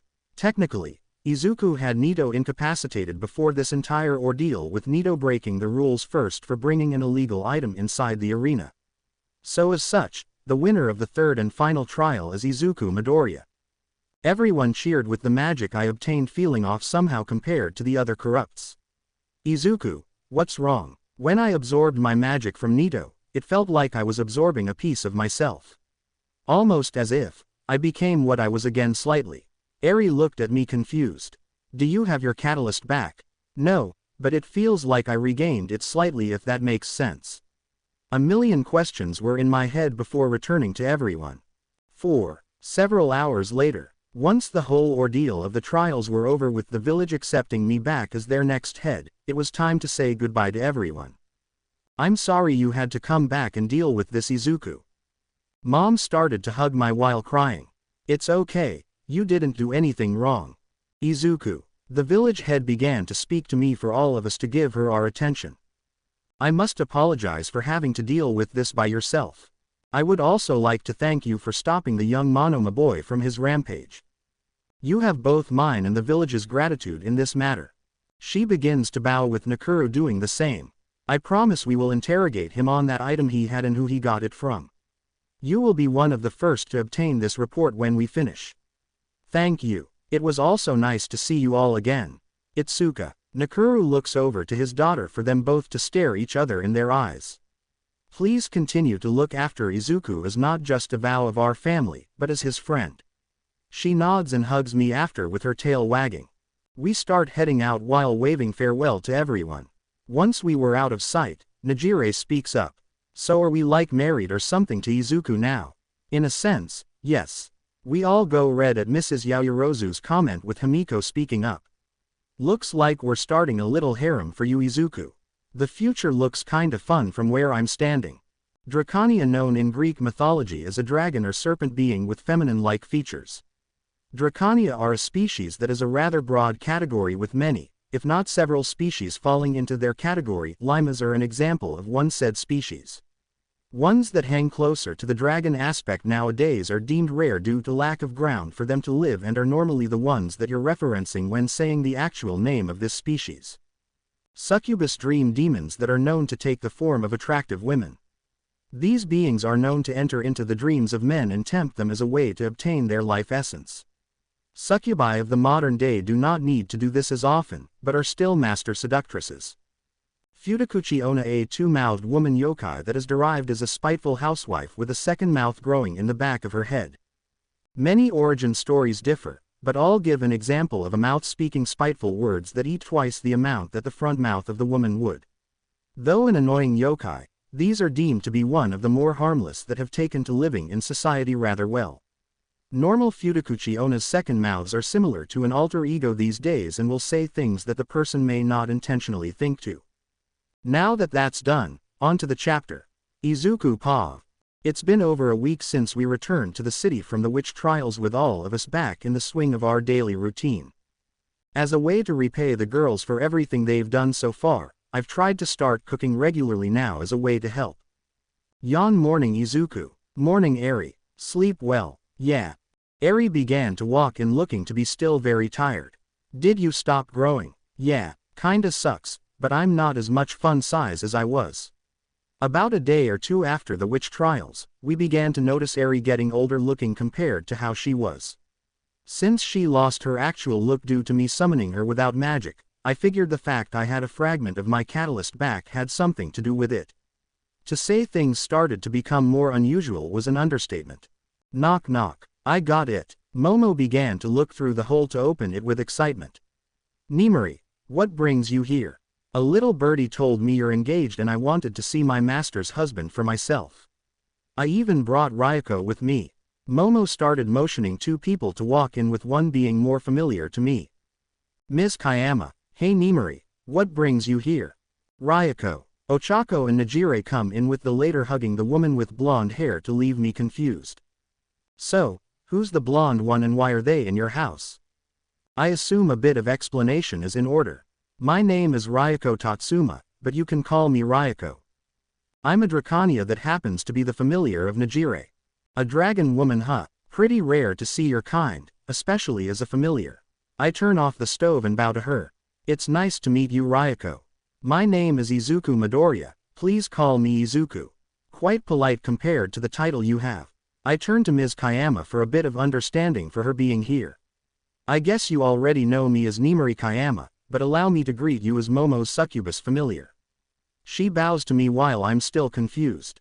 To avoid any awkwardness, why don't we all sit down and have breakfast while the lot of us chat? They agree with the fact it's awkward still there. So why don't you two live with your masters? Ryoko started first. I was originally a familiar to Najire's mother. To try and keep her safe, I made a unique form of contract with Najire to allow myself to continue being a familiar as hers. I was able to do this thanks to Mrs. Yaoyorozu, but I normally work reconnaissance for her as payment. In return, she makes sure Najire is safe and healthy in my place. I still pop up once or twice a month to make sure she's okay. Fair enough. I turn my attention to Ms. Kayama. I'm what you would call a free spirit. She starts rubbing the back of her head at this, unsure what to say. The whole, serving your master, thing didn't fit me, so I made a deal to teach at Momo's school in return to have my own freedom to live as I see fit. To think there's familiars like them. Interesting. We came over here when we heard of your engagement to Najire and Momo. I never met you myself, so I wanted to see what type of person you are. Sorry if I'm not much, Ryoko. I have some problems that I'm trying to fix. She starts to smile at me before sipping some coffee she had. Don't we all? I'll be staying here for a few days if that's okay. Yay, Ryoko is staying over. What's all the shouting about? Itsuka walks in without a shirt on and her hair down, covering what needs to be to give me a nosebleed. Itsuka, please put something on. What? I have shorts on. That's not where I was talking about. Time skip to homeroom. I sat in my chair with my head on the desk with our homeroom teacher calling names. Jiro is absent again. I look over to the vacant seat to remember the purple-haired girl that normally sits in it. If I remember correctly, her name was Kyoka. Jiro. Yeah, that's it. Momo speaks to her normally. I wonder if she's okay. Ever since we came back from the village, Jiro had been absent with Momo starting to show concern for her friend. I hope she shows up soon. Don't want Momo to feel bad or anything. Alright, open your textbooks to page 237. End of the day. As I was getting my things to leave, Momo came up to me with some unease in her. Hey Izuku, can we take a detour today? Sure, what for? Well, I wanted to check on Kyoka. We're good friends and well, I'm worried. This isn't like her. I tried to call her, but I can't get in touch with her. She starts putting her head down with me patting it. I don't see why not. She smiled at me while Ochako and Mina came over. We're gonna take a small detour home today. We're checking on Jiro. Yup, that's good. I'm starting to get a little worried for her. I'm with Ochako. Jiro isn't the type of person to just skip class. We begin walking out before a certain blonde grabbed the collar of my shirt. What the fuck do you think you're doing getting so damn chummy with Uraraka? Quote. Look pal, we just live together. Please don't take it the wrong way, you live together. Quote. Crap. Now I gotta think of something. You see Bakugo, my family and Izuku's are good friends. He lives in the same house as me, Ochako, Mina, and Najire, but that doesn't mean he's sleeping in the same bed as us. We have our own separate rooms. We aren't doing anything, so please back off. Momo speaks for me with making an excuse that was so believable that I even believed it. Granted it isn't actually wrong, but still. TCH, fine. He throws me back while exiting with Kirishima and Todoroki. Sorry man, Bakugo is just a little snippy today. I hope you do not take it the wrong way. I do wish to be friends with you. Todoroki answers in a stoic way with Kirishima grinning for a smile to grow on me a bit. Don't worry about it, we're cool. As we leave, we meet up with Najire and Itsuka to walk home together. We tell them about us making a stop and how we're taking a longer way home with neither having a problem with it. Once we get to the apartment complex, Momo finds her loft. Knock knock Kyoka. Kyoka, it's Momo. Can you open up? There wasn't an answer with Momo trying again. Knock knock Kyoka, are you in there? Something didn't feel right before realizing the door wasn't fully shut. Does Jiro have a habit of not shutting a door fully? She's meticulous after someone stole a guitar she had. It was worth like $200 and was a birthday gift. She goes so far as to lock her door when she's inside. Why? I push the door open to explain. That's why. Momo immediately runs in to look for Jiro. Kyoka, Kyoka, are you there? We follow in to look around the area. I can't find her. I notice the smell of something sour in the microwave to find some food that went bad. Oof. She had to have been gone for a while. I start looking around to notice a few small pieces of glass. I keep looking around to notice a stain and a few things that didn't look right. Check the garbage real quick for glass. Something seems off. Ochako went over to notice there was glass inside. There is. Wait, what does this mean? I find a piece of glass in the rug with a little dried blood in it. Something tells me, Jiro didn't just up and vanish on her own. Wait. She was taken. Smells it. I smell two men, one a little too familiar for my taste. Itsuka started to growl a bit. Momo, what else can you tell me about Jiro? She's a Futakushi Onna. A two-headed girl, Now it makes sense. I take out my phone to tell Himiko to meet us at Jiro's home. Itsuka, can you track Jiro's scent for us? What do I look like? A bloodhound? I look at her with a serious face knowing what the answer is. Fine, I need something fresh though. Something she wore and didn't wash yet. She heads to the bathroom to find a hamper with some old clothes. She comes back with a shirt that said, Deep Dope, on it. This'll do. We wait a few more minutes for Himiko to come with Eri, Ryoko, Sue, Abara, and Ms. Kayama. So, why are we breaking and entering? We're not. Momo's friend was kidnapped by two people. One of which is the man in the overcoat. Everyone stopped while Itsuka sniffed the shirt she had. I got her scent, Let's go. We follow Itsuka to an old warehouse that looked abandoned. This is where you smell her. Yeah, something smells off though, like she's about to lose her scent. Whatever it means, I don't expect it to be good. I go for the lock to notice it was broken off. That's weird. I open the door to notice Jiro curled up in a ball clearly in pain. Kyoka. Momo ran to her friend who was hardly able to move. Yao. Momo. Please, kill me. I can't. You're my friend. Please. I don't know how much longer I can last. Kyoka. What's happening? Jiro started to grow larger with Momo backing up a little. But before she could grow larger, she shrunk back down to normal size. What's happening? I don't know. I think Kyoka is turning into a corrupt, but she isn't. I began to see Jiro cry on the floor, clawing at the sides of her head to draw blood. She's trying to fight it. The amount of pains she must be in now must be unimaginable. Jiro, can you hear me? I can help you, but you need to stay calm. If I do, then I lose my self. She starts to panic and hyperventilate. Somebody kill me, damn it. I don't want to be a fucking monster. The back of her head starts shouting with her transforming again to stop midway. Kyoka. Somebody kill me, please. She's breaking down. If this goes on, she may die before she even becomes a corrupt. Momo. Step back. She does this with the dark blob that was trying to shape into something looked at me. I know it hurts, but I'm here to help.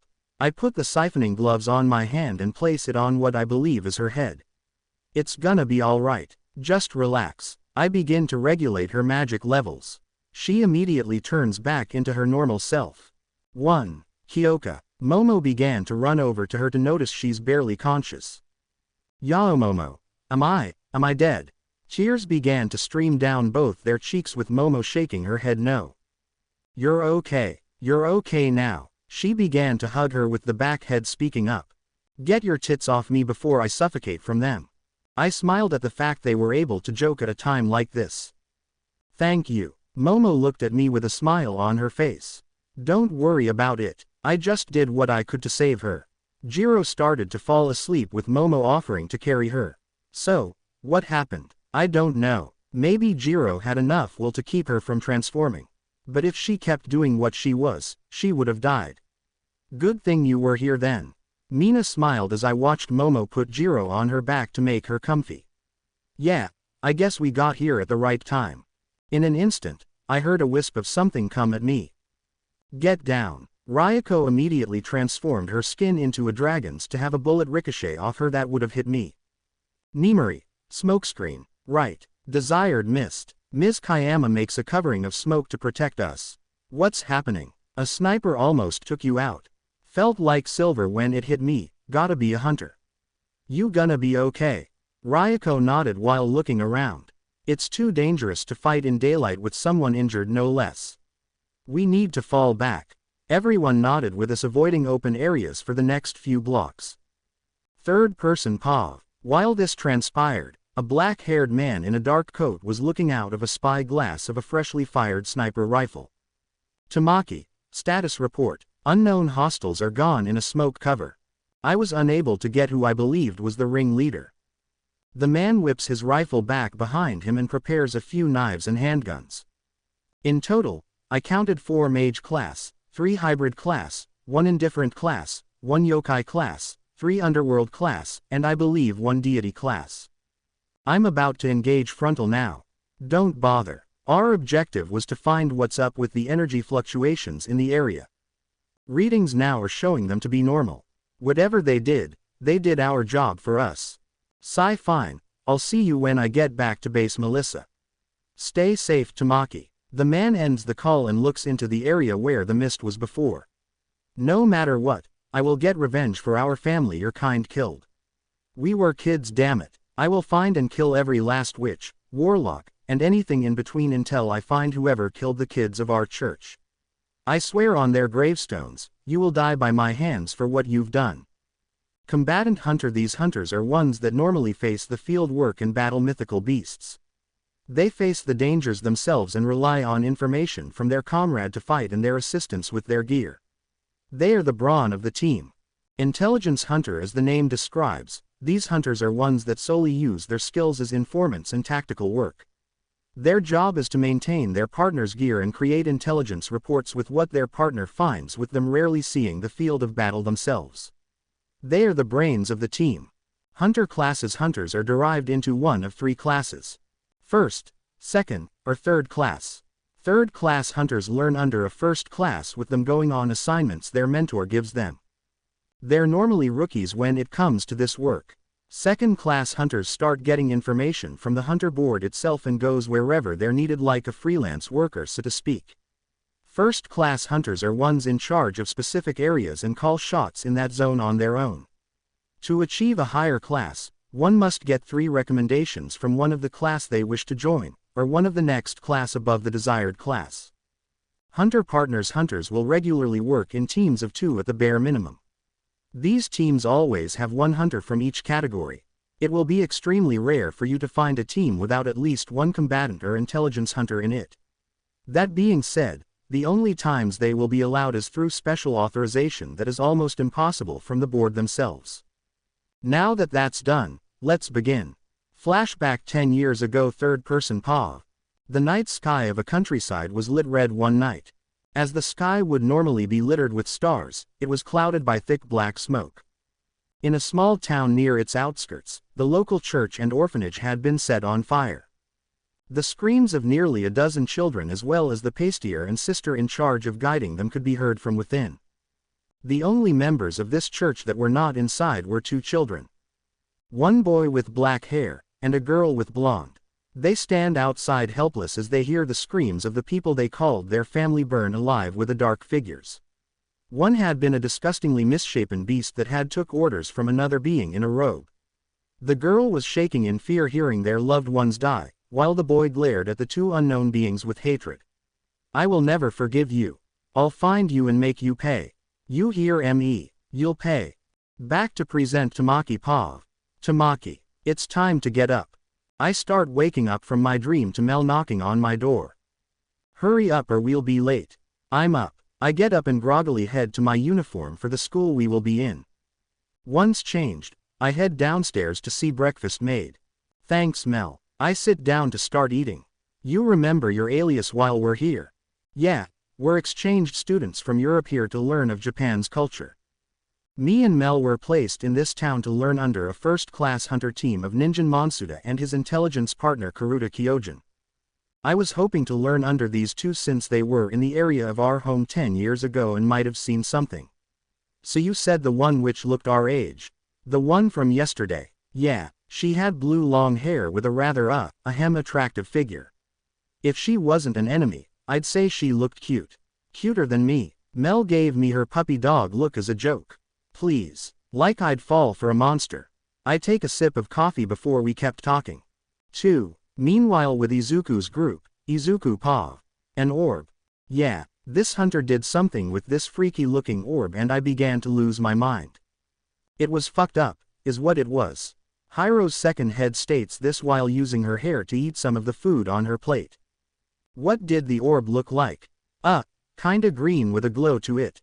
Had a chunk out of it with some weird claw wrapped around it. I think back on the orb that was pulled out of me to clench my fists in anger. We knew he was using it on others when we met Sue. This just proves our point. I know, but for what reason?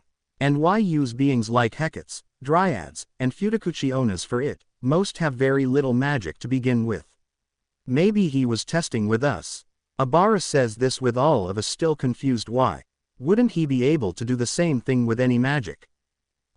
Maybe Izuku's has special properties or something. Nimori and Ryuko questioned this with everyone else still drawing a blank. Anyway, I still haven't thanked you for saving me. So from the bottom of my heart, thank you for saving me. Jiro gets up to bow with it making me very uncomfortable. Common Kyoka, you can do better than that. Give him a nice big old lip lock with some tongue. A koik. Her back mouth that she called a koik began to stick its tongue out to pretend to be French kissing to embarrass Kyoka a bit. Sorry to cut this short, but you'll be living here for the time being, Kyoka. We don't know if the person that took you will come back, so we're taking the precautions against it. Sorry if I'm intruding. If I'm a problem, I can leave if you want. You're not a problem, Kyoka. Momo's fine with it and so are we. Ochako reassures her with Jiro looking at me. Sorry if I messed up your married life or something, Midoriya. You didn't mess up anything, Jiro. Also please call me Izuku, I hate formalities. 3. I smile at her with Jiro nodding. Okay, but you have to call me Kyoka. Deal. What the hell am I? Chopped liver. Sorry, Akoik. You can call me Izuku too. Well, if you put it that way, he. I start to see a blush on Akoik with Kyoka having a bit of a similar one. Anyway, we should get going before we're late for school. Oh yeah, I'm supposed to get 2 new people in my class today. Can't be late as the class representative. We start making our way out before saying goodbye to Himiko, Eri, Abara, Sue, and Ryoko. As we walk down the street, I couldn't help but feel something unsettling is going to happen. Maybe that sniper from the other day just has me nervous or something. I brush it off with the feeling still there. 2. Time skip to homeroom, Najire Pav. Alright everyone, today we have 2 new students joining us. I pay attention to the front of the room to see 2 people standing in front. Hi, I'm Melissa Shield. And I'm Tamaki Imajiki. They both bow with the feeling of a glare being on me by Imajiki for some reason. As they take their seats, I could still feel a glare on me as if he wanted to kill me or something. Did I do something wrong to make him mad? The day kept going with his glare at me not diminishing at all. I'd respect his tenacity if it wasn't so creepy. When the lunch bell rang, I practically jumped out of my seat to get away from him and leave the classroom. Geez, that guy's scary. What did I do to deserve a death stare? While walking up to the roof, I run into Izuku and the others first to eat up there. Once there, we sit down and enjoy a peaceful lunch. So how was it with the new transfers you were talking about, Najire? I shiver at this question.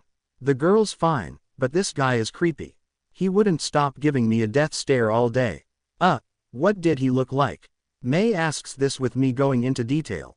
Black hair, kinda slumps over, looks like he'll kill you if you tick him off. Annnnnd, he's right behind me, isn't he? They nod for me to turn around to see him staring at us with anger. Silence had echoed between us before Itsuka shouts. Who are you? Guess my bullet didn't hit its mark yesterday. Tamaki Pav. As they try to move, I pull a gun at them with them all staying still. Any of you freak shows move, I shoot. This time I'll kill someone too. They knew I meant business and remained still. I want answers. Which one of your kind were from a town in the countryside several hours north from here 10 years back? Buddy, what are you? Answer the question, green shrub. I aimed the gun at the guy that looked like a walking hedge with his hands up. None of us are from that area, nor do we know anyone from that area that's a witch or warlock. That area you're talking about is owned by hunters and only hunters. None of us want to mess with them if need be. Then where did that chimera from 10 years ago come from, huh? I began to lose my patience with them as the shrub man stood up. Look buddy, I don't know what you're talking about. If you have a problem with witches and warlocks, that's one thing. But if you go after people and kill them for not giving you the answer you want, you're no different than the monster you led us on to be. And what would you know of my issues, kid? You don't know me. To be honest, that can be said on both sides. Like I would want to know about a bunch of murdering monsters. The girl that shouted before starts to growl and show ears and a tail to show she's a werewolf before stopped by the guy. Why don't we deal with this away from the school with less people getting hurt? There's a forest near the city with very little people going into it. Let's meet there and we can talk without the worry of a third party being involved after school. And why would I do that? Because if you don't, someone could get hurt that isn't supposed to. I don't know about you, but I don't want anyone's death on my conscience. Just put the gun away and wait till after school so we can walk like 2 civilized people. I lower my gun with my anger still known. After school, we'll go there. If you don't show up, I'm hunting you and all those monsters down. I walk out with Mel being near the door on the inside. That was reckless. You know better. I know, but maybe we can get some answers now. I walk down to the cafeteria to avoid any suspicion from onlookers. Sai, I just hope you know what you're getting into. Time skip to end of the day, Izuku Pav. As we head out of the school, the two from Nijire's class are outside waiting for us. Let's go. The guy leads the way with us following. So, how long have you two known each other? Neither answer me. What are your names? Again neither answer. Okay, I get what's going on now. We keep walking in silence until we finally get to the area I talked about. This should be far enough. They both turn to us with a look as if they're ready to fight. Before we start anything, let's introduce Orsel. I have no desire to be friendly with any witch, warlock, or any monster as far as I'm concerned. I'd rather kill you all. Talk about an elephant in the room. The only reason I agreed with your reply is to avoid people getting hurt. We've seen what your kind can do enough where we would rather nobody get hurt. The girl holds her head down a little. I'm guessing this has to do with something that happened in your pasts. If it isn't too much trouble, can I ask why? The guy stares daggers at me. And why do you care? 1. You wanna kill us with it being obviously clear. I personally want to know why since we only met with you shooting at me once and ready to shoot a second time. 2. I might be able to help you in your quest if you tell me. He scowls at me before the girl slaps him upside the head. It's only fair we tell him since you've made it clear that you want him dead for no reason other than our own. She turns to me apologizing. I'm sorry about my friend. His name is Tamaki Amajiki, and mine's Melissa Shield. It's nice to meet the both of you. I'm Izuku Midoriya and these are my friends Momo, Ochako, Nijire, May, Mina, Itsuka, and Kyoka. After getting formalities done, Ms. Shield begins. To make things simple, I don't blame you for wanting Tamaki to tell you why he hates you. In honesty, I can't say I don't blame him for hating you without reason either. She holds her head down with a little sadness. If it's too touchy of a subject, then we can avoid. 10 years ago, someone attacked an orphanage we were part of. I remained silent after Amajiki started talking. The orphanage was made up of a man we called Father Davis, a sister called Diana, and about 13 kids counting us. Life wasn't easy with us constantly doing odd jobs for the people of the town just to function, but it was our life. We were all abandoned before we even knew our parents, so we kinda saw each other as our family. We could care less about what the world threw at us if we had one another. I smiled a bit at this thought with Amajiki as well. But then, there was that fire. His face went to that of a man that lost everything. Me and Mel were told to go into town to pick up a few things for the orphanage. We were running a little late since some of the things we had were a little difficult to find. When we came back to our home, we noticed it was on fire with everyone in it. The screams of those we cared for writhing with their last moments being in absolute pain, they were too much. Though we noticed two beings in the corner of our eyes. One was a man by the looks of it, shrouded in a robe similar to ones witches and warlocks wear, the other was a monster we later learned was a chimera. I began to understand now his anger. Amajiki pulled out a small cross that looked old and rusted. This was the cross of the pastier that we looked at as our father in that orphanage. We were able to grab it before being shipped off to another orphanage to later find and become hunters. On the burned down church that we once lived in, I swore my revenge on the one responsible and will find them. When I do, they'll wish I died in that fire too. He put the cross away before I spoke. I'm sorry for your loss. Don't act like you care. Your kind hurts people, and I have seen what they do. They walk away with this said. I'm letting you live today, but the next time we meet, I will put a bullet in your head. You can count on that. Once they walk away, my thoughts are messed up at best. He hates us because of what someone did to his family. I don't blame him. If I was in his shoes, I'd hate my kind as well. But something seems wrong. All my life, I heard that the area he was talking about was never one to attract witches due to the flow of nature being too dependent on the villagers in the area's way of life. Momo, we need to talk to your mother. Sure. As we walk back, everyone was a little shaken up by this. Izuku, are we bad people? Ochako looks at me worried. No, we help others. The ones who attack people are the bad ones. I can't believe someone would do that though. War with witches and hunters tend to get violent. That's what my dad told me growing up, at least Mina. Itsuka states this with some things still not right. Tamaki Pav, Mel, call Mr. Monsuda to tell him we've found a group of witches and a warlock. Right. She calls him to tell him with her hanging up shortly after. He said that the next time you meet them, he wants you to use a special tool him and Mr. Kyojin invented. I nod before we head home. Make this clear, Midoriya, I will kill you if we meet again. Nothing will keep me from doing that. And when I find out who's responsible for our family's deaths, they'll wish they had your death. Basilisk, depending on where you are in the world, this being has different forms, but all follow a similar aspect. Giant serpents with the majority having the ability to paralyze someone with a single gaze and poisonous venom that can melt bone in seconds. Due to the mass hinting, what is left of the race hides and have adapted to transform into humans. Though this is not fully complete, it allows them to interact with humans in a safe and non-lethal way. Now that's finished, let's get going. Izuku Pav. Ever since the incident with Amajiki and Shield a few weeks ago, I asked Mrs. Yaoyorozu if I could get some information on the area he said was attacked. Normally, witch heads only have a log of their own zones. Mrs. Yaoyorozu is not like most though and kept rather well-tracked notes on hers and the areas close around for some years. It took me a little time to find something with the girls helping, but I finally found the information I needed. What I found, however, was unsettling to say the least. I grabbed the information and brought it back to everyone for them to see. Alright, I found a report about the incident. Please tell me it's something about the witch and the chimera being executed for the act. I don't think I can manage dealing with the death stares anymore. Najire was starting to lose her mind a bit thanks to Amajiki always giving her the death glare for no reason other than his hate. Well, I found two things about the said night. The first is that on the night, there was a meeting with the heads that had the two witches that were in the small town gone from the area. I don't see how that is the issue here. Witches and warlocks always go into the other's territory, why would this be any different? That is where I found my second bit Momo. I opened it to a small report from a familiar in the area. This is a report from the witch head in the area's familiar.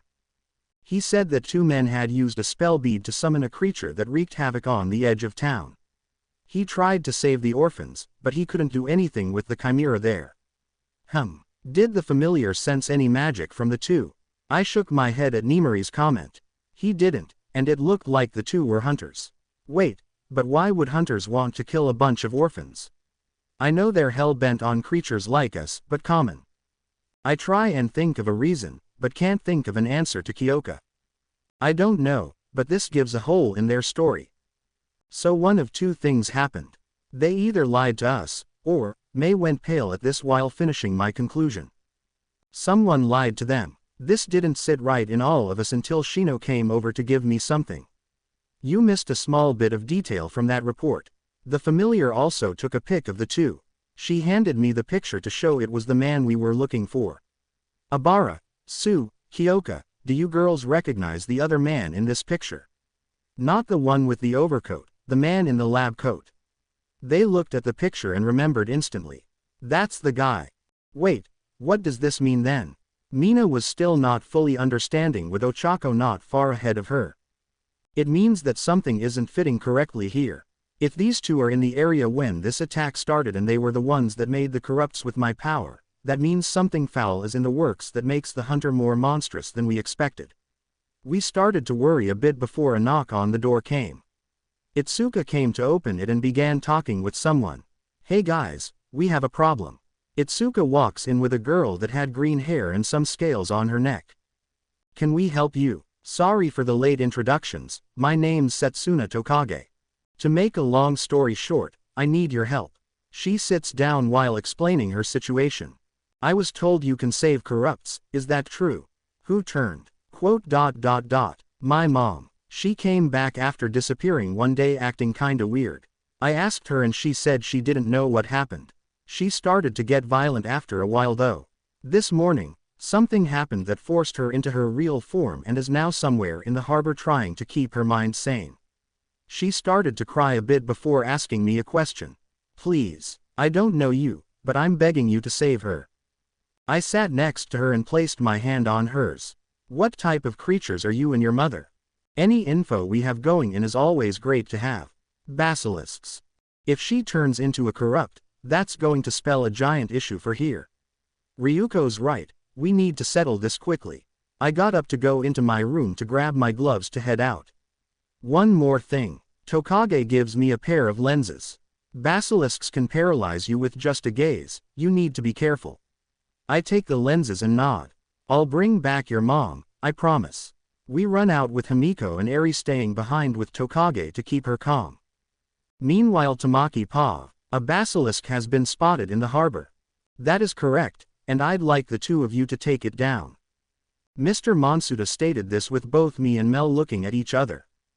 We have a special type of bullet for you that if used on a basilisk, will rupture their poison glands and have them kill theirself. Mr. Kyojin gave me the bullets and a spell bead he had. We also believe that Warlock and the witches will be there. Do with them as you wish. I take both with looking at Mr. Monsuda. When this is over, I want to ask you a few questions about something that happened 10 years ago. Very well. Come back alive, and you shall learn the truth. Me and Mel leave with me loading the ammo in my gun. You better not be there, Midoriya. I won't hold back if you are. At the harbor, third-person Pav. As Izuku and company reach the harbor, the police are blocking everyone off from entering. May I have your attention? As of now, the harbor is closed due to an unidentified large creature being inside it. We as the police are doing what we can. All we ask is that you remain calm and allow us to do our job. Great. This is going to be harder to get into now. Maybe not. Ochako brings out a small bottle. What is that? A vial of an invisibility potion. One drop will turn someone invisible for 5 minutes. More than enough time to get in and solve the problem. Everyone smiled at this, knowing she came prepared. One problem though. I don't have enough for everyone. At max, I have enough for 5 people. Izuku thinks of what they are gonna have to deal with to make a decision. Sue, Abara, Ochako, and Mina are with me. The rest of you, try and keep the police here as much as possible. The less interaction we need with them, the better. If it's causing a riot, we're your girls. I wanna fight that, but Ikoik has a point. Izuku and his group walk over to a small corner to start their part, while Kyoka and the others start theirs. When they get the cops to get some attention with a riot happening, the police point all their attention to them with Ochako using her invisibility potion to make them all not able to be seen before running in. As they reached the Bay Area, the 5 minutes were up with them turning back to normal. That was awesome, Ochako. Thanks, Mina. You really did save us quite a bit of problems coming in. Izuku complimented Ochako with her blushing a bit. Okay, now what do we do, Izuku? Izuku walks towards the water's surface. I would suggest to not do what I think you are going to do, Izuku. A basilisk has the advantage in the water. Facing her down there is not the best option. Abara states this with Izuku trying to find a way to bring her to the surface. Maybe she's down there to keep her from going after everyone, Ribbit. Question is, how long will it be until she starts to lose it? They start to come out of our conversation when Tamaki walks to the edge. So the basilisk is somewhere below the water. Guess I'm going to need to pull it above to take it down. Izuku looks over to see Melissa with a small bomb. Wait, we can stop her. Tamaki holds a gun up to Izuku. I told you last time that we will kill you if we meet again. Fortunately for you, the basilisk takes top priority. Melissa drops the bomb in the water with Izuku trying to reason with them. Look, our goals are the same. You want to stop the basilisk and we want to help her get back in control. We have common goals. Why don't we work together? I'm not taking help from the same monsters that killed our family. Well, you may be one of those monsters as you call them. Bullshit. They're pulled out of their screaming match when a blast is heard below the water's surface. When it happens, a set of snake eyes glare up at them with a shadow starting to rise up.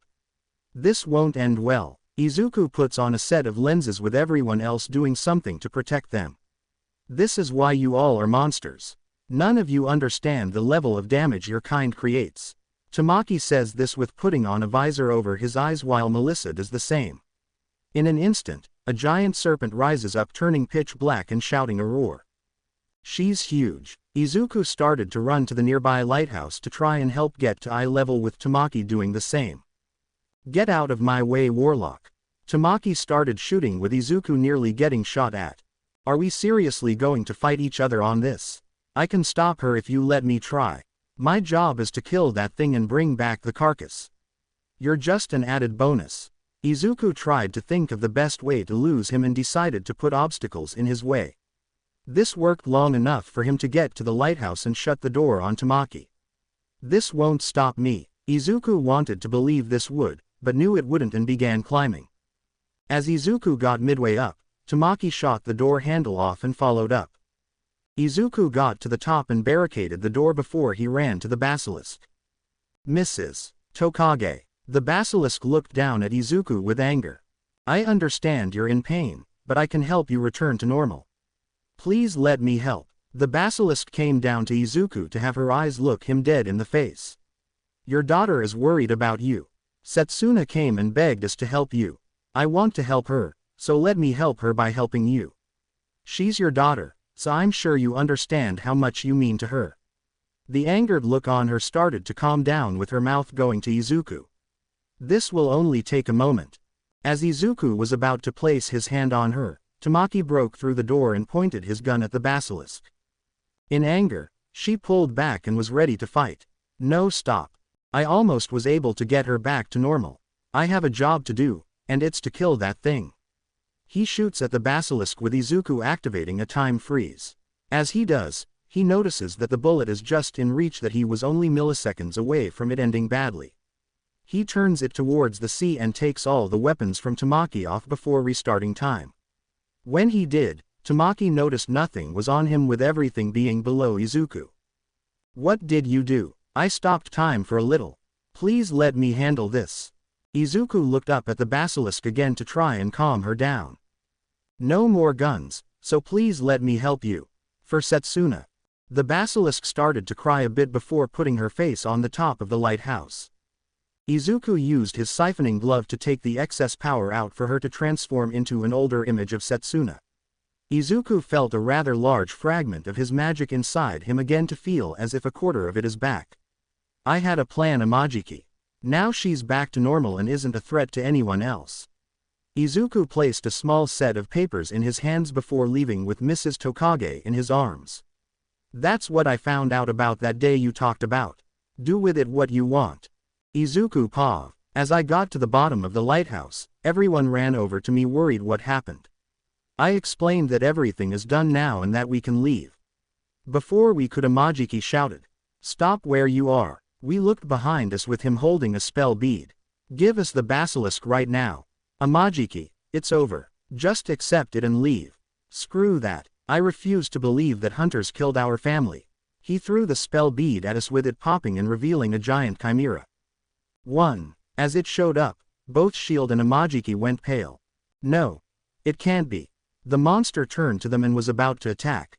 It was stopped however by Ryuko with everyone who helped cause a distraction coming over. What is that thing? A chimera that came out of a spell bead Imajiki threw. I glanced over to see Shield fall to her knees. No, it can't be true. We were working for the monster that killed our family. It has to be a lie. They helped us. Mr. Monsuda and Mr. Kojin gave us a home. Imajiki started crying in realization the man he said that helped them was the real monster all along. He began to lose it with Ryuko being beaten down. Snap out of it. I punch Imajiki in the face to get him back to reality. You wanted answers, well there's your answer. I pointed at the monster for him to listen. I don't know why the person you're talking about did what he did, but he does. If you want answers, we need to stop this thing now before it becomes a bigger problem. I don't like the fact you hunters hunt but you do help stop these dangers. So do what you were trained for and help us take it down. As I said this, the chimera started growing. What's going on? It's getting a magic supply somewhere. That's my only guess. Great. I think I have an idea on how to bring it back down to size, but I need your help holding it down. Imajiki grabbed his guns and looked at the beast with anger.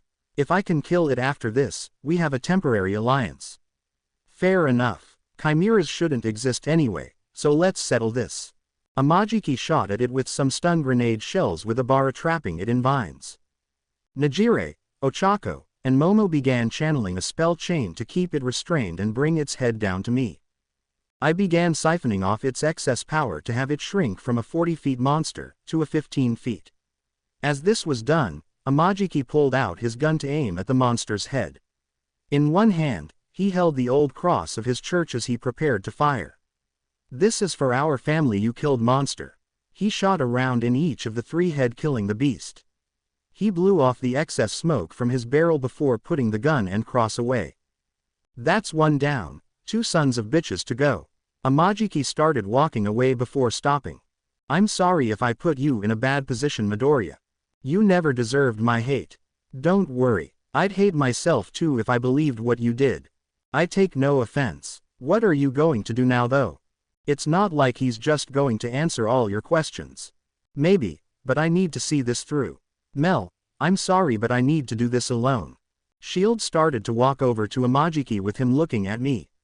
"Keep her safe please. That's all I ask of you." I nod with him walking away. "You're just going to let him walk away?" I nod at Itsuka. "We have more important things to deal with. Let's bring Mrs. Tokage to Setsuna so she knows her mother is safe." We lead Shield back to our home with Mrs. Tokage in my arms unconscious. "Amajiki, come back for your friend's sake. Just as you care for her, she cares for you."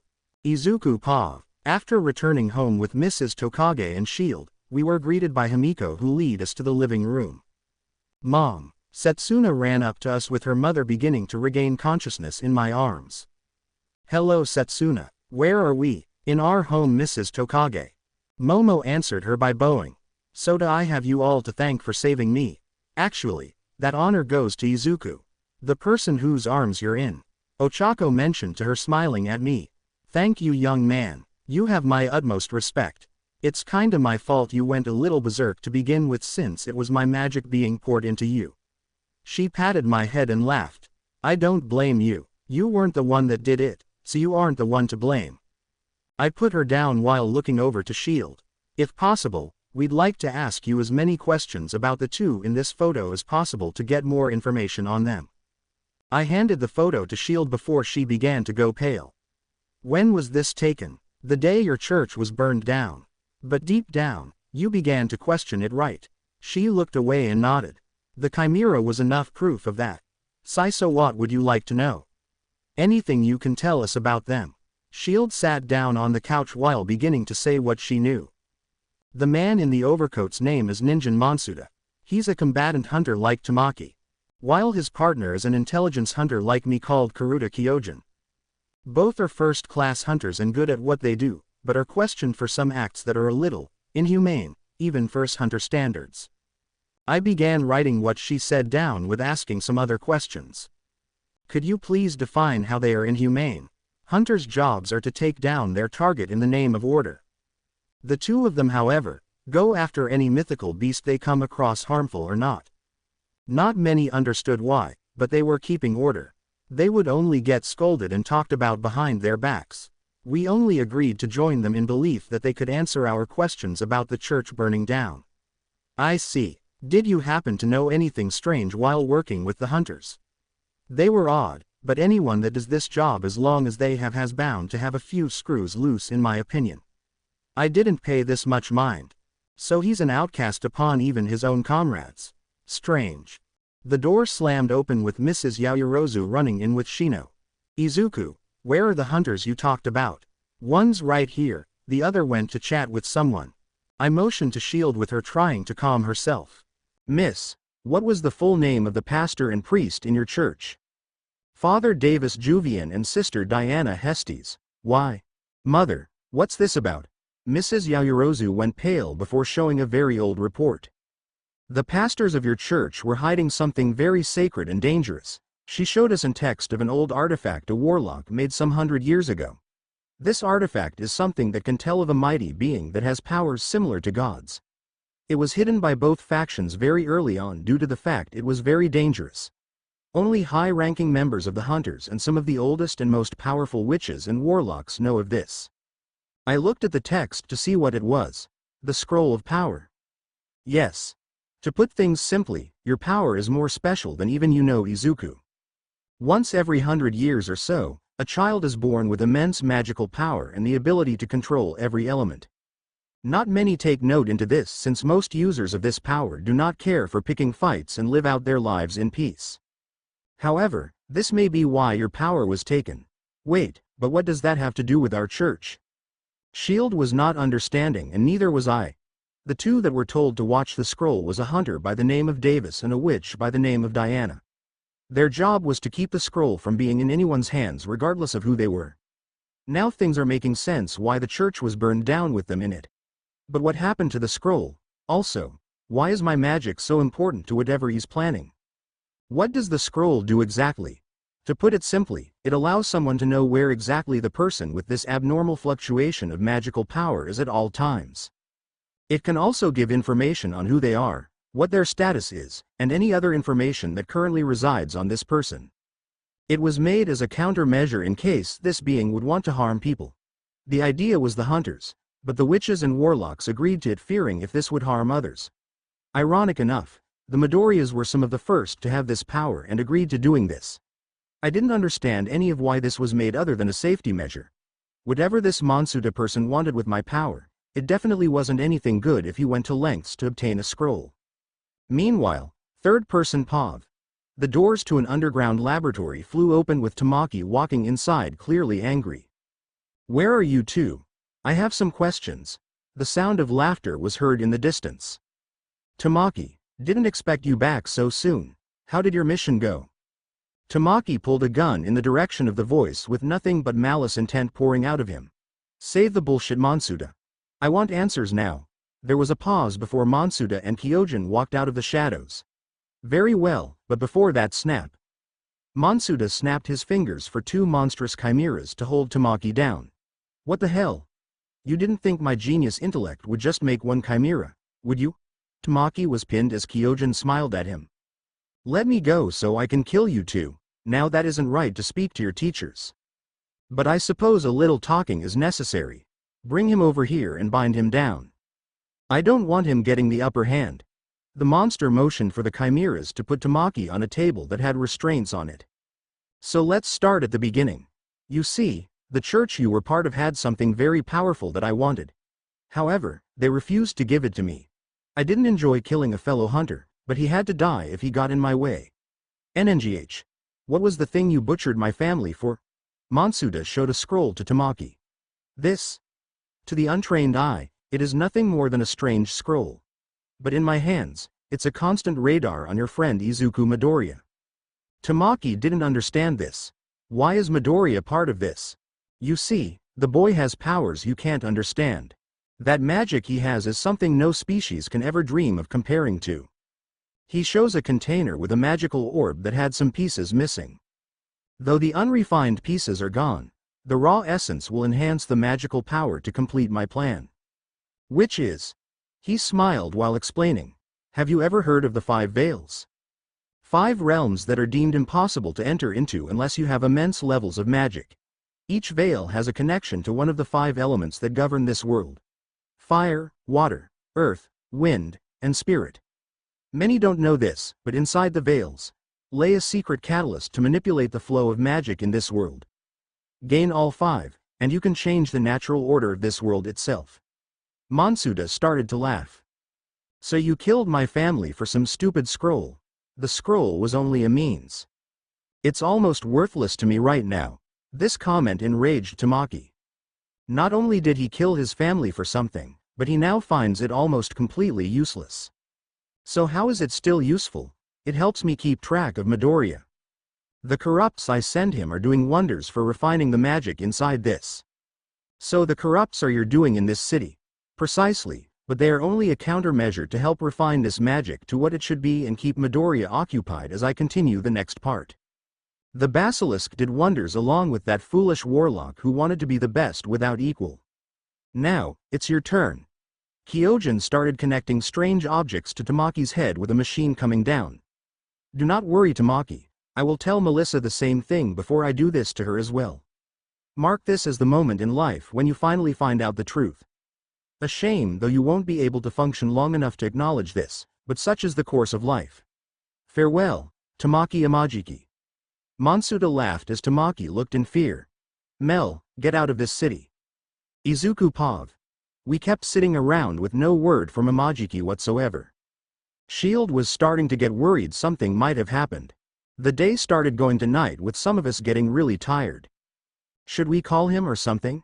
Itsuka was starting to get antsy. Granted, it was almost a full moon tonight, but she was feeling anxious like all of us. I don't know. Do you have something that belongs to a Majiki? Shield nods before giving me a gun. Momo, if you please. I hand the gun to Momo before she starts making a tracking spell. The gun created a small ball that we began following out the door. What just happened? Momo used a tracking spell. We're going after a Majiki. I gave the gun back to Shield before we all left the house. Be careful, Izuku. If this man has your catalyst and the scroll of power, you could be walking into a trap. I look over to Mrs. Yaoyorozu and smiled. It's going to be okay. I'm not going to die and neither is anyone here. We walked out to follow Momo's directions. So when we get a Majiki back and the two are taken in for crimes against your faction, what are the two of you going to do, Shield? Najire asked with her thinking. I don't know. We could still be stationed here with a new first-class hunter. I personally want that since you all seem like nice people. Which reminds me that I should apologize for our behavior against all of you. It wasn't right and very unjust. Can you forgive me and Tamaki? We all nodded, saying that we understood her hatred and continued on our path. Third person Pav. After finally arriving at their destination, the group found themselves in an abandoned warehouse. This is their base of operations. Melissa went in first to see everything was cleaned out except for a completely sealed metal container. They cleaned house or something.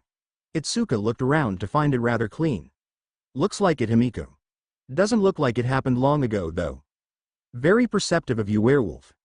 Everyone looked up to see a man in an overcoat and a scientist that was rather portly smiling down at them. You both must be Mr. Monsuda and Mr. Kyojin. I don't want to be rude, but you have something that is mine and our friend. May we have both back, please? The two of them laughed at Izuku with Itsuka and Himiko ready to kill. Didn't expect it to be that easy. Where's Tamaki? Answer me. Melissa began to hold up a gun in anger at the two. Relax, Melissa. He's here and we'll be more than happy to give him back to you. Kyojin unlocked a door for the giant metal container for the front door dropped to the ground. But you should know, he may not want to return back.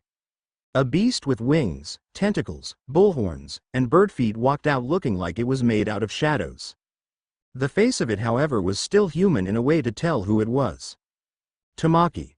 The boy had a strong will. Even with 3 different species thrown into him, he's still remaining his human composure.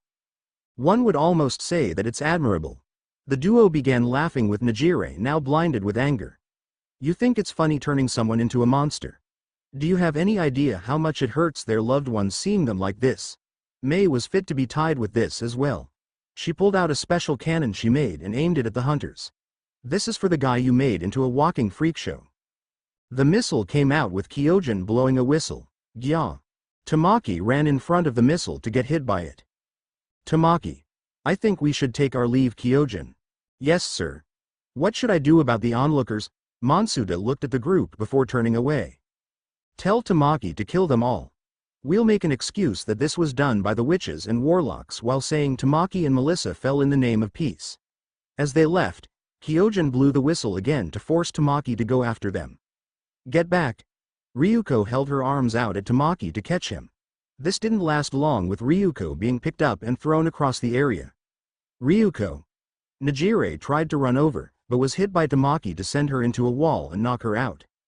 Why, you little... Itsuka began holding Tamaki down as best she could, but the tentacles he had grabbed her to slam her down into the ground. Ah! He let go immediately and pulled away to slam his head into the ground. He doesn't seem to be too far gone, maybe we can still save him. As Izuku thought this, Melissa came up and pointed a gun at Tamaki's head. Forgive me, Tamaki. She started to cry before he started talking. Mel. She began to hesitate as he tried to speak. End it. Tamaki started losing himself again with Izuku pulling Melissa out of the way. What are you doing? Let me go. It's only right that I stop him. He's my partner. Just stay calm. I think we can still save him. They reformed into a group with Abara controlling some plants to wrap Tamaki up. I don't think he's been a chimera for long. We may be able to still pull the parts of what makes him one out before he completely loses himself. But to do that, we need his human part to keep fighting. Izuku looked at Melissa. He's able to recognize you, that means Imajiki is still in there fighting. If you can keep him in some control, we can pull out the parts that made him this. Melissa nodded, with everyone beginning a plan to bind him. Momo and Ochako made binds to the ground to keep him from moving. Himiko and Itsuka began pinning him, with Setsuna turning into her snake form to keep Tamaki's movements to a minimum. May began pulling out a type of invention she worked on that helped sever different genes of other species in chimeras after a run-in with one a few years back. When he was bound, Melissa went over to Tamaki's head to talk to him. "Tamaki, it's okay. We're going to help you." He started to slow down his movements and speak again. Mel. That's right. I'm not going to let you get hurt." When May was ready, her and Izuku began draining out the excess magic that made him go corrupt and the other genes that were not part of Tamaki. The act made him shrink back down to normal size, but have some features of the creatures still on his being. "Ugh, what happened? Tamaki." Melissa hugged him while crying. "What happened? And why does my head hurt?" Tamaki felt his head to feel small horns coming out of his skull. "Why'd I have horns? It's a long story, idiot, but we owe these people our lives. Sorry. There's only so much I can pull before I mess with the human you. For now, you're stuck looking like that," May said with a sad tone, knowing she couldn't pull everything that messed with his genes out. Tamaki looked over to see Izuku putting his hand out. "Can you walk?" Tamaki reached his hand out to grab Izuku's to get up. He began moving a little too early, however, and fell forward. "I gotcha." The green warlock held onto him before adjusting himself so he was being supported by his shoulder. "Thanks. Anytime."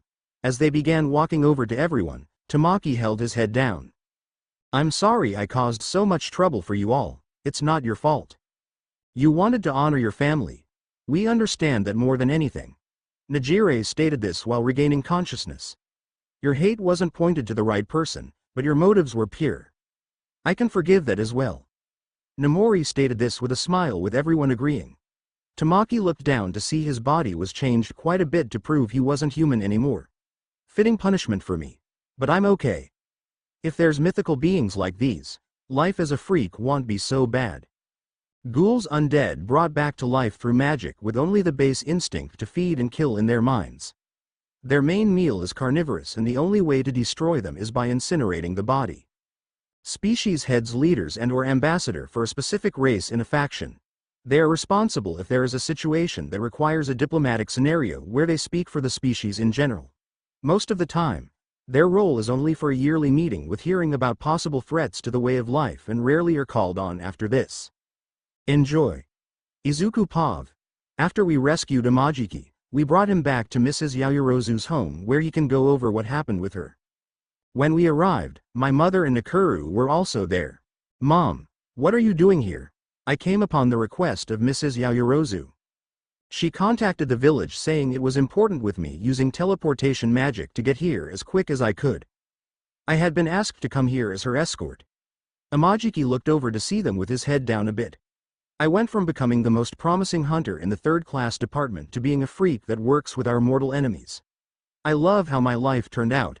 He states his last sentence sarcastically, with Mrs. Yaoyorozu coming in. We will hold a meeting downstairs with Imajiki explaining what he has discovered.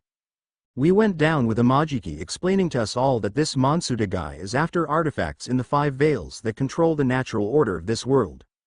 From what he also said, Midoriya's power was necessary and that the fragments he has are the unrefined parts of his magic catalyst he had. Wait, what's the 5 veils? Kyoka asks, with a lot of people unsure. I take the lead when explaining this. I go over to create a large circle out of magic. Pretend this is our world. I create 5 other circles around the larger one of smaller proportions after this. These 5 circles are the 5 veils. Each one represents a certain element of nature known to witches and warlocks as the 5 elements they could possess. I began to make an encasing image where the 5 veils are connecting to our world. The way these realms interact with us is the excess magic that flows out of them channels into this world and helps not only magical beings have powers, but also the natural order of every living and non-living thing on this world. Travel to these planes is both advised against and very difficult to do. Why? Setsuna asks, with me trying to explain it as simple as I can. This world has balance with the veils because of how the flow of their magic is to us. Being there disrupts that flow if you can get there. To enter into a veil, you need an insane amount of magical power regarding that veil. So as an example, I would need an insane amount of fire-based magical energy to enter into the fire veil. I start to remember an old story Mom explained to me. Long ago, there was a man that wanted to change the flow of magic. Nobody knew why, but he wished to and nearly did from what I was told. I don't know what the final outcome was, but he nearly destroyed this world by his foolish act. Why haven't I heard of this tale? Momo asks with me saying why. It's a story. A story that witches and warlocks tell their children to make sure they don't mess with forces they shouldn't. But if this man wants to mess with the veils, he's definitely not up to anything good. We all thought of this as Amajiki got up to talk. So what do you want to do? I thought of this before answering.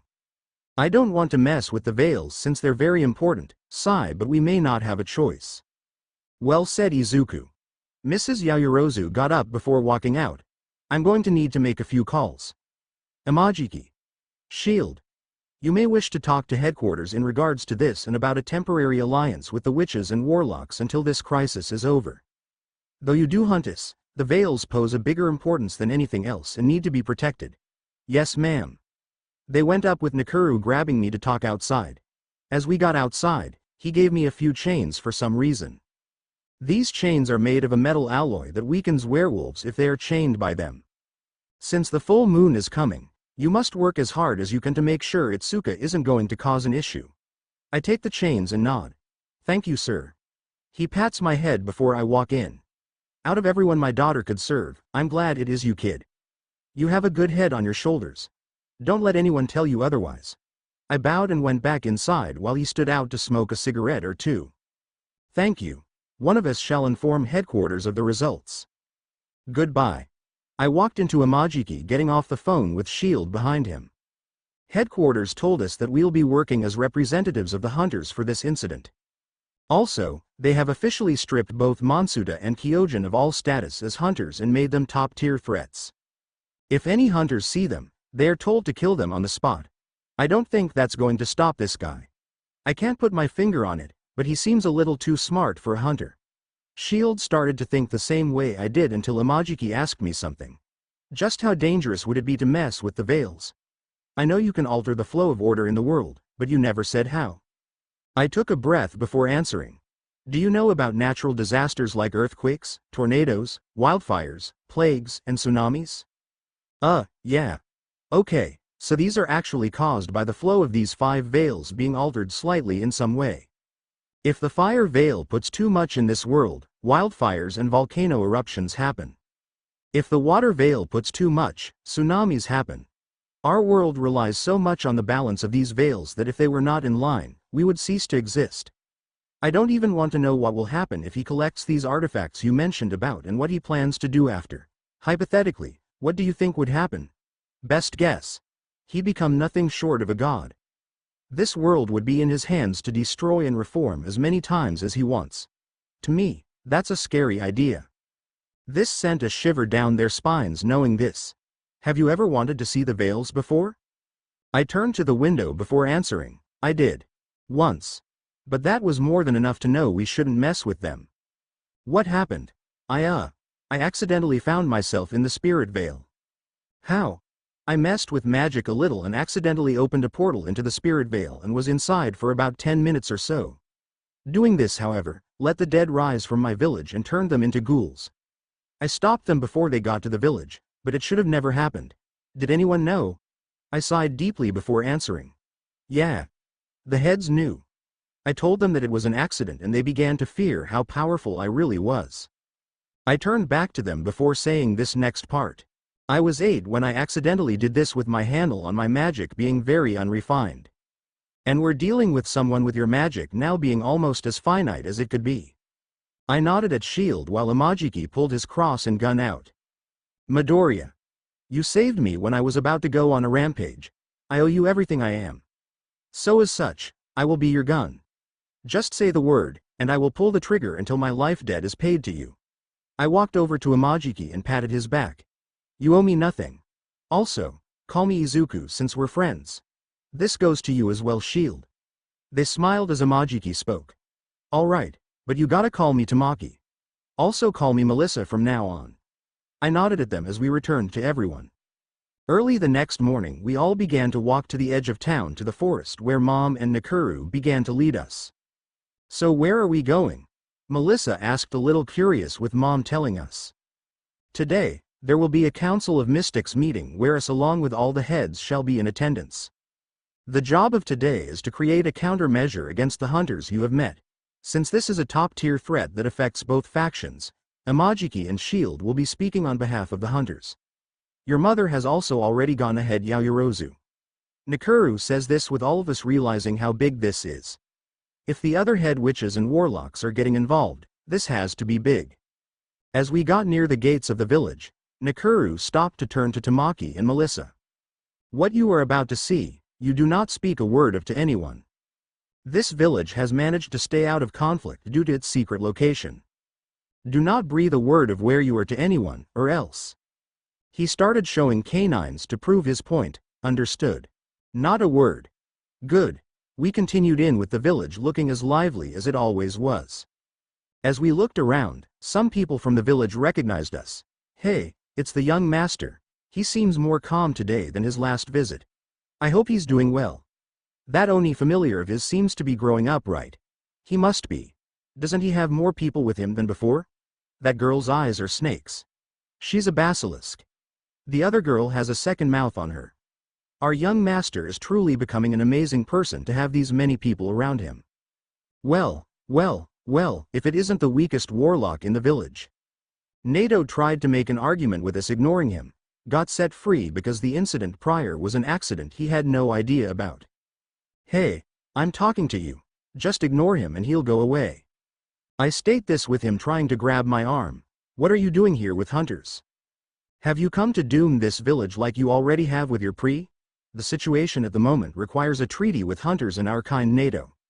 Also, you're lucky I was here to stop you before. If I wasn't, you could have killed someone or destroyed our house's hard work in building this village. So if you don't mind, get your hands off me so we can speak in the meeting on time. I pull my hand out of his grasp while walking away with everyone. So who was that? Neato Monoma. One of the two house heads and the reason why we're dealing with some agitation. Long story short, me and Izuku smacked his ass back down to earth last time we were here. I nodded while looking at a now teen looking airy after I had absorbed the fragment from Mrs. Tokage. 7. He steps out of line again. Can I get permission to smack his ass back in Nakuru? That is fine, Ms. Airy. I was about to myself before your master stopped him. Sweet. Airy began throwing practice punches as we kept walking to the main building where many of the head witches and warlocks were at. I couldn't believe what I was seeing. Not only were there heads of our faction, but also heads of the vampires, angels, devils, succubi, lima, and several more. Grandmother came out shortly after to let everyone in. Since Momo was deemed the next head of her family, she sat with her mother. I sat by my grandmother with Himiko and Itsuka staying behind me. Tamaki and Melissa sat beside me as ambassadors for the hunters, and everyone else sat away from the meeting table. 1. It fills me with great joy that all of you were able to join me here on such short notice. But alas, this was not a social gathering that I have asked you all to come for. The leader of the Leporides spoke. 3. What's with the hunters here? Isn't the reason we do this for us to avoid them? Unfortunately, this is a situation where even the hunters are in a bind. If we fail to act, not only is our way of living at jeopardy, but theirs as well. TCH, I don't trust them even if the world is gonna end. The Leporide put her feet up as grandmother motioned me to speak. I explained everything from my power being stolen, to what Tamaki has said of this Mon's plan. Everyone listened and realized just how much of a problem we're in before I finished. Now as the one partially responsible, I beg of you all to assist me in stopping this man. I lowered my head to them all as I pleaded. It was my mistake to let this happen, but I wish to fix it. If you all can please assist me in finding this man, I can stop him before he disrupts the natural order of this world. I sat down after with the meeting going for a few more hours talking about possible ways to find and contain this man if such a thing happens. Some gave some vivid information saying that we would need to find ways to nullify magic in an area and perhaps use the human's way of giving information to give information out. When the important information was finally done, we were able to wrap this up and leave. While walking out, The sun began to set, with it becoming dangerous to travel because of the full moon. Oi, next head kid. I looked over to see the leader of the Laporti walk over. What can I do for you, miss? Usagiyama. Rumi Usagiyama. But Rumi is just fine. Okay, what can I do for you? She pointed at the girls and asked a serious question. Which one is your main mate? What, just a question. Laporti travel around one with the most power as the alpha male. I was guessing this is kinda the case with you. Is there another reason you have a bunch of chicks in your circle? I was about to answer until Itsuka started growling. Gur, step off stuffed bathroom tissue. Izuku is ours and I plan to mate with him tonight. She began wrapping around me while shoving my head in her chest. The second I get control in the full moon, his ass is mine. Reminder, werewolves get more powerful and tend to be more violent during full moons. Okay. I don't think heading back right now is a smart idea. Everyone, we need to stay here tonight. Wait, why? Itsuka's a werewolf, Melissa. The last time she was out during a full moon. Let's just say Izuku almost lost his chastity to her. And an arm. And maybe his crotch. Everyone froze at this. So you will be staying the night, Izuku? Mom and grandmother came out with me, nodding. I'll make supper right away. As we walked, Rumi grabbed me by the back of my shirt to pick me up. I guess hanging out with you is worth some entertainment. Might see something worth while being around you. When was this settled? We started walking back to my old home with Mom, with the sun starting to set. To be continued.